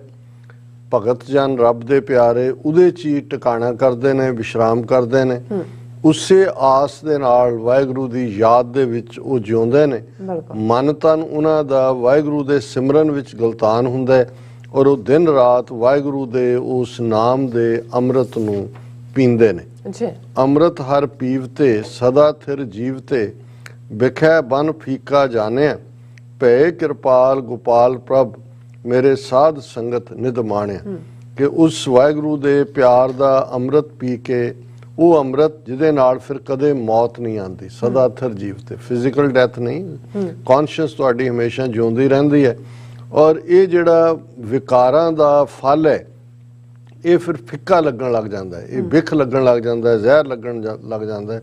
ਭੈ ਕਿਰਪਾਲ ਗੋਪਾਲ ਪ੍ਰਭ, ਮੇਰੇ ਸਾਧ ਸੰਗਤ ਨੇ ਦਮਾਣਿਆ। ਜਦੋਂ ਵਾਹਿਗੁਰੂ ਨਿਰੰਕਾਰ ਕਿਰਪਾਲ ਹੋਏ, ਮਿਹਰਬਾਨ ਹੋਏ, ਤੇ ਫਿਰ ਸਾਧ ਸੰਗਤ ਦੇ ਉਸ ਖਜ਼ਾਨੇ ਨੂੰ ਵੀ ਮਾਣਿਆ ਔਰ ਉਸ ਵਾਹਿਗੁਰੂ ਦੇ ਨਾਲ ਜਿਹੜਾ ਸਾਧ ਸੰਗਤ ਰੂਪੀ ਵਾਹਿਗੁਰੂ ਨੇ ਖਜ਼ਾਨਾ ਬਖਸ਼ਿਆ। ਸਰਬਸੋ ਸੂਖ ਆਨੰਦ ਕਣ ਪਿਆਰੇ, ਹਰ ਰਤਨ ਮਨ ਅੰਤਰ ਸੀਵਤੇ, ਇੱਕ ਤਿਲ ਨਹੀਂ ਵਿਸਰੈ ਪ੍ਰਾਣ ਆਧਾਰਾ, ਜਪ ਜਪ ਨਾਨਕ ਜੀਵਤੇ। ਕਿ ਸਰਬਸੋ ਸੂਖ ਆਨੰਦ ਕਣ ਪਿਆਰੇ, ਕਿ ਉਸ ਪਿਆਰੇ ਦੇ ਨਾਲ ਮਿਲ ਕੇ ਸਾਰੇ ਸੁੱਖ ਆਨੰਦ ਹਾਸਲ ਹੁੰਦੇ ਨੇ। ਹਰ ਰਤਨ ਮਨ ਅੰਤਰ ਸੀਵਤੇ, ਕਿ ਅੰਦਰ ਜਿਵੇਂ ਕੋਈ ਚੀਜ਼ ਸੀ ਲਈ ਜਾਂਦੀ ਹੈ, ਮੈਂ ਆਪਣੇ ਮਨ ਦੇ ਅੰਦਰ ਵਾਹਿਗੁਰੂ ਦੇ ਪਿਆਰ ਨੂੰ ਸੀਤਾ ਹੋਇਆ। ਇੱਕ ਤਿਲ ਨਹੀਂ ਵਿਸਰੈ ਪ੍ਰਾਣ ਆਧਾਰਾ, ਉਹ ਮੇਰੇ ਪ੍ਰਾਣਾਂ ਦਾ ਆਧਾਰ ਹੈ, ਇੱਕ ਤਿਲ ਲਈ ਵੀ ਉਹ ਮੈਨੂੰ ਵਿਸਰਦਾ ਨਹੀਂ ਹੈ। ਜਪ ਜਪ ਨਾਨਕ ਜੀਵਤੇ, ਪੰਜਵੇਂ ਨਾਨਕ ਫਰਮਾਉਂਦੇ ਨੇ ਕਿ ਉਹ ਉਸ ਨੂੰ ਜਪ ਕੇ ਹੀ ਮੈਂ ਜਿਉਂਦਾ, ਉਹੀ ਮੇਰੀ ਜ਼ਿੰਦਗੀ ਹੈ। ਫਿਰ ਅਗਲਾ ਡੱਖਣਾ ਹੈ, ਜੋ ਤੋ ਕੀਨੇ ਆਪਣੇ ਤਿਨਾ ਕੂ ਮਿਲਿਓ ਹੈ, ਆਪੇ ਹੀ ਆਪ ਮੋਹਿਓ, ਜਸ ਨਾਨਕ ਆਪ ਸੁਣਿਓ ਹੈ। ਕਿ ਜਿਨ੍ਹਾਂ ਨੂੰ ਵਾਹਿਗੁਰੂ ਆਪਣੇ ਕਰ ਲੈਂਦਾ ਹੈ, ਜੋ ਤੋ ਕੀਨੇ ਆਪਣੇ ਤਿਨਾ ਕੂ ਮਿਲਿਓ ਹੈ, ਉਹਨਾਂ ਦੇ ਉੱਤੇ ਵਾਹਿਗੁਰੂ ਮਿਹਰਬਾਨ ਹੁੰਦਾ ਹੈ, ਉਹਨਾਂ ਨੂੰ ਵਾਹਿਗੁਰੂ ਆਪਣਾ ਬਣਾ ਲੈਂਦਾ ਹੈ ਔਰ ਆਪਣੇ ਆਪ ਦੇ ਵਿੱਚ ਹੀ ਉਹ ਫਿਰ ਜਜ਼ਬ ਕਰ ਲੈਂਦਾ ਹੈ, ਇੰਟਾਈਸ ਕਰ ਲੈਂਦਾ ਹੈ ਔਰ ਉਹ ਫਿਰ ਵਾਹਿਗੁਰੂ ਦੇ ਜਸ ਦੇ ਵਿੱਚ ਜਿਹੜੇ ਨੇ ਉਹ ਹਮੇਸ਼ਾ ਗਲਤਾਨ ਰਹਿੰਦੇ ਨੇ ਔਰ ਉਹਨਾਂ ਦੇ ਰਾਹੀਂ ਹੀ ਵਾਹਿਗੁਰੂ ਦੀ ਉਸਤਤ ਸਿਫਤ ਸਲਾਹ ਹੁੰਦੀ ਹੈ। ਔਰ ਇਹ ਛੰਤ ਦੀ ਵਿਆਖਿਆ, ਪ੍ਰੇਮ ਠਗੌਰੀ ਪਾਏ ਰਿਝਾਏ, ਗੋਬਿੰਦ ਮਨ ਮੋਹਿਆ ਜੀਓ, ਸੰਤਨ ਕੈ ਪ੍ਰਸਾਦ ਅਗਾਧ ਕੰਠੇ ਲਗ ਸੋਹਿਆ ਜੀਓ, ਹਰ ਕੰਠੇ ਲਗ ਸੋਹਿਆ, ਦਿਓਕ ਸਭ ਜੋਹਿਆ, ਭਗਤ ਲਖਣ ਕਰ ਵਸ ਭਏ, ਮਨ ਸਰਬ ਸੁਖ ਉਠੇ, ਗੋਬਿੰਦ ਤੁਠੇ, ਜਨਮ ਮਰਨ ਸਭ ਮਿਟ ਗਏ। ਕਿ ਮੈਂ ਉਸ ਪ੍ਰੇਮ ਨੂੰ ਪਾਇਆ, ਜਿਹੜੀ ਠਗੌਰੀ, ਉਹ ਦਵਾਈ, ਪਿਆਰ ਰੂਪੀ ਦਵਾਈ, ਪ੍ਰੇਮ ਠਗੌਰੀ ਪਾਏ ਰਿਝਾਏ, ਗੋਬਿੰਦ ਮਨ ਮੋਹਿਆ ਜੀਓ। ਮੈਂ ਇਸ ਪ੍ਰੇਮ ਦੀ ਦਵਾਈ ਦੇ ਨਾਲ ਜਿਹੜਾ ਉਸ ਵਾਹਿਗੁਰੂ ਦੇ ਮਨ ਨੂੰ ਰਿਝਾਇਆ ਔਰ ਉਸ ਵਾਹਿਗੁਰੂ ਦੇ ਨੂੰ ਰਿਝਾਣ ਦੇ ਨਾਲ ਵਾਹਿਗੁਰੂ ਸੰਤਨ ਕੇ ਪ੍ਰਸਾਦ, ਉਹਨਾਂ ਰੱਬ ਦੇ ਬੰਦਿਆਂ ਦੀ ਕਿਰਪਾ ਦੇ ਨਾਲ ਅਗਾਧ ਕੰਠੇ ਲੱਗ ਸੋਇਆ ਜੀਓ, ਮੇਰੇ ਕੰਠ ਨਾਲ ਲੱਗ ਕੇ ਉਹ ਮੈਨੂੰ ਜਿਹੜਾ ਉਹ ਸੋਹਣਾ ਵਾਹਿਗੁਰੂ ਮਿਲਿਆ ਔਰ ਉਹ ਹਰ ਕੰਠ ਲੱਗ ਸੋਇਆ, ਦੋਖ ਸਭ ਜੋ ਹੈ। ਕਿ ਉਹ ਵਾਹਿਗੁਰੂ ਮੇਰੇ ਕੰਠ ਜਦੋਂ ਦਾ ਲੱਗਿਆ, ਮੇਰੇ ਅੰਦਰੋਂ ਸਾਰੇ ਜਿਹੜੇ ਵਿਕਾਰ ਨੇ ਉਹ ਨਿਕਲ ਗਏ ਨੇ। ਭਗਤ ਲਖਣ ਕਰ ਵਸ ਪਏ, ਕਿ ਮੈਂ ਮੇਰੇ ਅੰਦਰ ਵਾਹਿਗੁਰੂ ਦੇ ਪਿਆਰੇ ਭਗਤ ਵਾਲੇ ਜਿਹੜੇ ਲੱਛਣ ਨੇ ਉਹ ਆ ਕੇ ਵਸ ਗਏ ਨੇ। ਮਨ ਸਰਬ ਸੁਖ ਉਠੇ, ਗੋਬਿੰਦ ਤੁਠੇ, ਜਦੋਂ ਵਾਹਿਗੁਰੂ ਤੁਠਾ, ਦਿਆਲ ਹੋਇਆ, ਮਿਹਰਬਾਨ ਹੋਇਆ ਤੇ ਮੇਰੇ ਅੰਦਰ ਸਾਰੇ ਹੀ ਮੈਨੂੰ ਸੁੱਖ ਮਿਲੇ ਨੇ। ਜਨਮ ਮਰਨਾ ਸਭ ਮਿਟ ਗਏ, ਆਵਾਗਮਨ ਜਨਮ ਮਰਨ ਦੇ ਚੱਕਰ ਚੋਂ ਵਾਹਿਗੁਰੂ ਨੇ ਮੈਨੂੰ ਮੁਕਤ ਕਰ ਦਿੱਤਾ ਹੈ। ਸਖੀ ਮੰਗਲੋ ਗਾਇਆ ਇਚ ਪੁਜਾਇਆ, ਬਹੁੜ ਨਾ ਮਾਇਆ ਹੋਇਆ। ਕਿ ਹੇ ਮੇਰੀਆਂ ਸਖੀਓ, ਮੈਂ ਉਸ ਵਾਹਿਗੁਰੂ ਦੇ ਮੰਗਲ ਪਿਆਰ ਗੀਤ ਗਾਉਂਦੀ ਹਾਂ, ਮੇਰੀ ਰੂਹ, ਔਰ ਮੇਰੀਆਂ ਇੱਛਾ ਪੂਰੀਆਂ ਨੇ ਔਰ ਮੈਨੂੰ ਦੁਬਾਰਾ ਮਾਇਆ ਦਾ ਮੋਹ ਡਸ ਨਹੀਂ ਸਕਿਆ, ਗਰਸ ਨਹੀਂ ਸਕਿਆ। ਕਰ ਗਿਆ ਲੀਨੇ ਨਾਨਕ ਪ੍ਰਭ ਪਿਆਰੇ, ਸੰਸਾਰ ਸਾਗਰ ਨਹੀਂ ਪੋਇਆ। ਕਿ ਵਾਹਿਗੁਰੂ ਨੇ ਰਹਿਮਤ ਕਰਕੇ ਮੈਨੂੰ ਕਰ ਗਏ ਲੀਨੇ, ਆਪਣਾ ਹੱਥ ਦੇ ਕੇ ਮੈਨੂੰ ਕੱਢ ਲਿਆ ਅੱਛਾ। ਔਰ ਹੁਣ ਇਹ ਜਿਹੜਾ ਦੁਨੀਆ ਦਾ ਸੰਸਾਰੀ ਮਾਇਆ ਹੈ, ਇਹ ਮੈਨੂੰ ਪੋ ਨਹੀਂ ਸਕਦੀ। ਤਾਂ ਮੈਂ ਇਸ ਸ਼ਬਦ ਨੂੰ ਸਮਾਪਤ ਕਰਨਾ ਚਾਹੁੰਦਾ। ਡਖਣਾ ਫਿਰ ਸਾਈਂ ਨਾਮ ਅਮੋਲ, ਕੀਮ ਨਾ ਕੋਈ ਜਾਣ ਦੋ, ਜਿਨਾ ਭਾਗ ਮਥਾਏ ਸੇ ਨਾਨਕ ਹਰ ਰੰਗ ਮਾਣ ਦੋ। ਅੱਛਾ ਕਿ ਉਹ ਵਾਹਿਗੁਰੂ ਦਾ ਨਾਮ ਐਸਾ ਹੈ ਜਿਸ ਦੀ ਕੋਈ ਕੀਮਤ ਨਹੀਂ ਹੈ। ਸਾਈਂ ਨਾਮ ਅਮੋਲ, ਕੀਮ ਨਾ ਕੋਈ ਜਾਣ ਦੋ, ਕੋਈ ਉਸ ਦੀ ਕੀਮਤ ਨਹੀਂ ਪਾ ਸਕਿਆ। ਜਿਨ੍ਹਾਂ ਦੇ ਵੱਡੇ ਭਾਗ ਨੇ, ਜਿਨ੍ਹਾਂ ਭਾਗ ਮਥਾਏ ਸੇ ਨਾਨਕ ਹਰ ਰੰਗ ਮਾਣ ਦੋ, ਕਿ ਉਹੀ ਵਾਹਿਗੁਰੂ ਦੀ ਪ੍ਰੀਤ ਪਿਆਰ ਦੇ ਵਿੱਚ ਜੁੜਦੇ ਨੇ, ਉਹਦਾ ਰੰਗ ਮਾਣਦੇ ਨੇ, ਜਿਨ੍ਹਾਂ ਦੇ ਵੱਡੇ ਭਾਗ ਨੇ। ਤੇ ਉਹ ਵਾਹਿਗੁਰੂ ਅਮੋਲ ਹੈ, ਉਸ ਦੀ ਕੋਈ ਕੀਮਤ ਨਹੀਂ ਪਾ ਸਕਦਾ। ਔਰ ਇਹੀ ਉਸ ਅਮੋਲ ਵਾਹਿਗੁਰੂ ਦੀ ਵਿਆਖਿਆ ਫਿਰ ਛੰਤ ਦੇ ਵਿੱਚ ਹੈ। ਕਹਤੇ ਪਵਿੱਤਰ ਸੁਣਤੇ ਸਭ ਧਨ, ਲਿਖਤੀ ਕੁਲ ਤਾਰਿਆ ਜਿਉ, ਜਿਨ ਕੋ ਸਾਧੂ ਸੰਗ ਨਾਮ ਹਰ ਰੰਗ, ਤਿਨੀ ਬ੍ਰਹਮ ਵਿਚਾਰਿਆ ਜਿਉ। ਕਿ ਜਿਹੜੇ ਉਸ ਵਾਹਿਗੁਰੂ ਦੇ ਨਾਮ ਨੂੰ ਕਹਿੰਦੇ ਨੇ ਉਹ ਵੀ ਪਵਿੱਤਰ ਨੇ, ਜਿਹੜੇ ਸੁਣਦੇ ਨੇ ਉਹ ਵੀ ਪਵਿੱਤਰ ਨੇ, ਜਿਹੜੇ ਉਹਦੇ ਗੁਣਾਂ ਨੂੰ ਲਿਖਦੇ ਨੇ ਉਹ ਵੀ ਪਵਿੱਤਰ ਨੇ। ਉਹਨਾਂ ਸਾਰਿਆਂ ਦੀਆਂ ਕਈ ਕੁਲਾਂ ਤਰ ਜਾਂਦੀਆਂ ਨੇ। ਜਿਨ੍ਹਾਂ ਨੂੰ ਸਾਧੂ ਸੰਗ ਮਿਲਿਆ, ਨਾਮ ਦੇ ਰੰਗ ਵਿੱਚ ਰੰਗੇ ਗਏ, ਉਹੀ ਉਸ ਵਾਹਿਗੁਰੂ ਦੀ ਬ੍ਰਹਮ ਵਿਚਾਰਿਆ ਜਿਉ, ਉਹੀ ਉਸ ਬ੍ਰਹਮ ਵਿਚਾਰ ਨੂੰ ਸਮਝਦੇ ਨੇ, ਉਸ ਬ੍ਰਹਮ ਵਿਚਾਰ ਨਾਲ ਜੁੜਦੇ ਨੇ। ਬ੍ਰਹਮ ਵਿਚਾਰਿਆ ਜਨਮ ਸਵਾਰਿਆ, ਪੂਰਨ ਕਿਰਪਾ ਪ੍ਰਭ ਕਰੀ, ਰੂ ਗਹਿ ਲੀਨੇ ਹਰ ਜਸੋ ਦੀਨੇ, ਜੋਨ ਨਾ ਧਾਵੈ ਨਹਿ ਮਰੀ। ਕਿ ਜਿਨ੍ਹਾਂ ਨੇ ਬ੍ਰਹਮ ਵਿਚਾਰਿਆ ਉਹਨਾਂ ਦਾ ਜਨਮ ਸਫਲ ਹੋਇਆ। ਔਰ ਵਾਹਿਗੁਰੂ ਨੇ ਆਪਣੀ ਕਿਰਪਾ, ਪੂਰਨ ਕਿਰਪਾ ਪ੍ਰਭ ਕਰੀ, ਵਾਹਿਗੁਰੂ ਨੇ ਆਪਣੀ ਕਿਰਪਾ ਕਰਕੇ ਆਪਣਾ ਹੱਥ ਦੇ ਕੇ ਉਹਨਾਂ ਨੂੰ ਫਿਰ ਕੱਢ ਲਿਆ। ਉਹ ਹਰ ਜਸ ਦੇ ਵਿੱਚ ਦਿਨ ਰਾਤ ਲੀਨ ਨੇ, ਜੋਨ ਨਾ ਧਾਵੈ ਨਹਿ ਮਰੀ। ਉਹ ਫਿਰ ਜਨਮ ਮਰਨ ਦੇ ਚੱਕਰ ਦੇ ਵਿੱਚ ਨਹੀਂ ਨੇ, ਇਸ ਲਈ ਉਹਨਾਂ ਨੂੰ ਫਿਰ ਕਦੇ ਮਰਨਾ ਹੀ ਨਹੀਂ ਪੈਂਦਾ। ਸਤਿਗੁਰ ਦਿਆਲ ਕਿਰਪਾਲ ਭੇਟਤ ਹਰੇ, ਕਾਮ ਕ੍ਰੋਧ ਲੋਭ ਮਾਰਿਆ, ਕਥਨ ਨਾ ਜਾਏ ਅਕਤ ਸੁਆਮੀ, ਸਦਕੈ ਜਾਏ ਨਾਨਕ ਵਾਰਿਆ। ਕਿ ਪੰਜਵੇਂ ਨਾਨਕ ਫਰਮਾਉਂਦੇ ਨੇ ਕਿ ਸਤਿਗੁਰ ਦਿਆਲ ਕਿਰਪਾਲ ਭੇਟਤ, ਕਿ ਸਤਿਗੁਰੂ ਦਇਆ ਕਰਕੇ ਕਿਰਪਾ ਕਰਕੇ ਭੇਟਤ ਹਰੇ, ਉਸ ਵਾਹਿਗੁਰੂ ਨਾਲ ਮਿਲਾਪ ਕਰਾਉਂਦੇ ਨੇ। ਤੇ ਜਦੋਂ ਉਸ ਵਾਹਿਗੁਰੂ ਨਾਲ ਮੇਲ ਹੁੰਦਾ ਹੈ, ਕਾਮ ਕ੍ਰੋਧ ਲੋਭ ਮਾਰਿਆ, ਅੰਦਰੋਂ ਕਾਮ ਕ੍ਰੋਧ ਲੋਭ ਖਤਮ ਹੋ ਜਾਂਦੇ ਨੇ, ਮਰ ਜਾਂਦੇ ਨੇ। ਕਥਨ ਨਾ ਜਾਏ ਅਕਥ ਸੁਆਮੀ, ਕਿ ਉਹ ਵਾਹਿਗੁਰੂ ਅਕਥ ਹੈ, ਉਸ ਨੂੰ ਬਿਆਨਿਆ ਨਹੀਂ ਜਾ ਸਕਦਾ। ਸਦਕੈ ਜਾਏ ਨਾਨਕ ਵਾਰਿਆ, ਮੈਂ ਉਸ ਤੋਂ ਬਰਿਹਾਰ ਜਾਂਦਾ ਹੈ, ਉਸ ਤੋਂ ਕੁਰਬਾਨ ਜਾਂਦਾ ਜੀ। ਡਾਕਟਰ ਸਾਹਿਬ ਤੁਹਾਡਾ ਬਹੁਤ ਬਹੁਤ ਸ਼ੁਕਰੀਆ, ਤੁਸੀਂ ਅੱਜ ਦੇ ਇਸ਼ੂ ਤੇ ਅੱਜ ਦਾ ਵਿਚਾਰ ਸਾਡੇ ਦਰਸ਼ਕਾਂ ਨਾਲ ਸਾਂਝਾ ਕੀਤਾ ਹੈ। ਸੋ ਇਸ ਨਾਲ ਆਪਣੇ ਵਿਊਜ਼ ਕੋਲ ਲੈਣੇ ਇਜਾਜ਼ਤ। ਵਿਊਅਰਸ, ਸਾਡੇ ਪ੍ਰੋਗਰਾਮ ਦਾ ਸਮਾਂ ਇੱਥੇ ਸਮਾਪਤ ਹੁੰਦਾ ਹੈ। ਤੁਸੀਂ ਆਪਣੀ ਰਾਏ ਤੇ ਸੁਝਾਅ ਸਾਨੂੰ ਭੇਜਣਾ ਭੁੱਲਣਾ ਸਾਡੇ ਇਸ ਪਤੇ ਤੇ sos@tv84.tv ਤੇ ਅਸੀਂ ਆਪਣਾ ਪ੍ਰੋਗਰਾਮ ਲੈ ਕੇ ਫਿਰ ਦੁਬਾਰਾ ਤੁਹਾਡੇ ਰੂਬਰੂ ਹੋਵਾਂਗੇ। ਤਦ ਤੱਕ ਲਈ ਮੈਨੂੰ ਤੇ ਪਰਨਾਸਨ ਆ ਗਿਆ ਦੋ। ਦੇਖਦੇ ਰਹੋ TV84। ਬੁਲਾ ਦਿਓ ਫਤਿਹ। ਵਾਹਿਗੁਰੂ ਜੀ ਕਾ ਖਾਲਸਾ, ਵਾਹਿਗੁਰੂ ਜੀ ਕੀ ਫਤਿਹ। ਰੱਬ ਰਾਖਾ।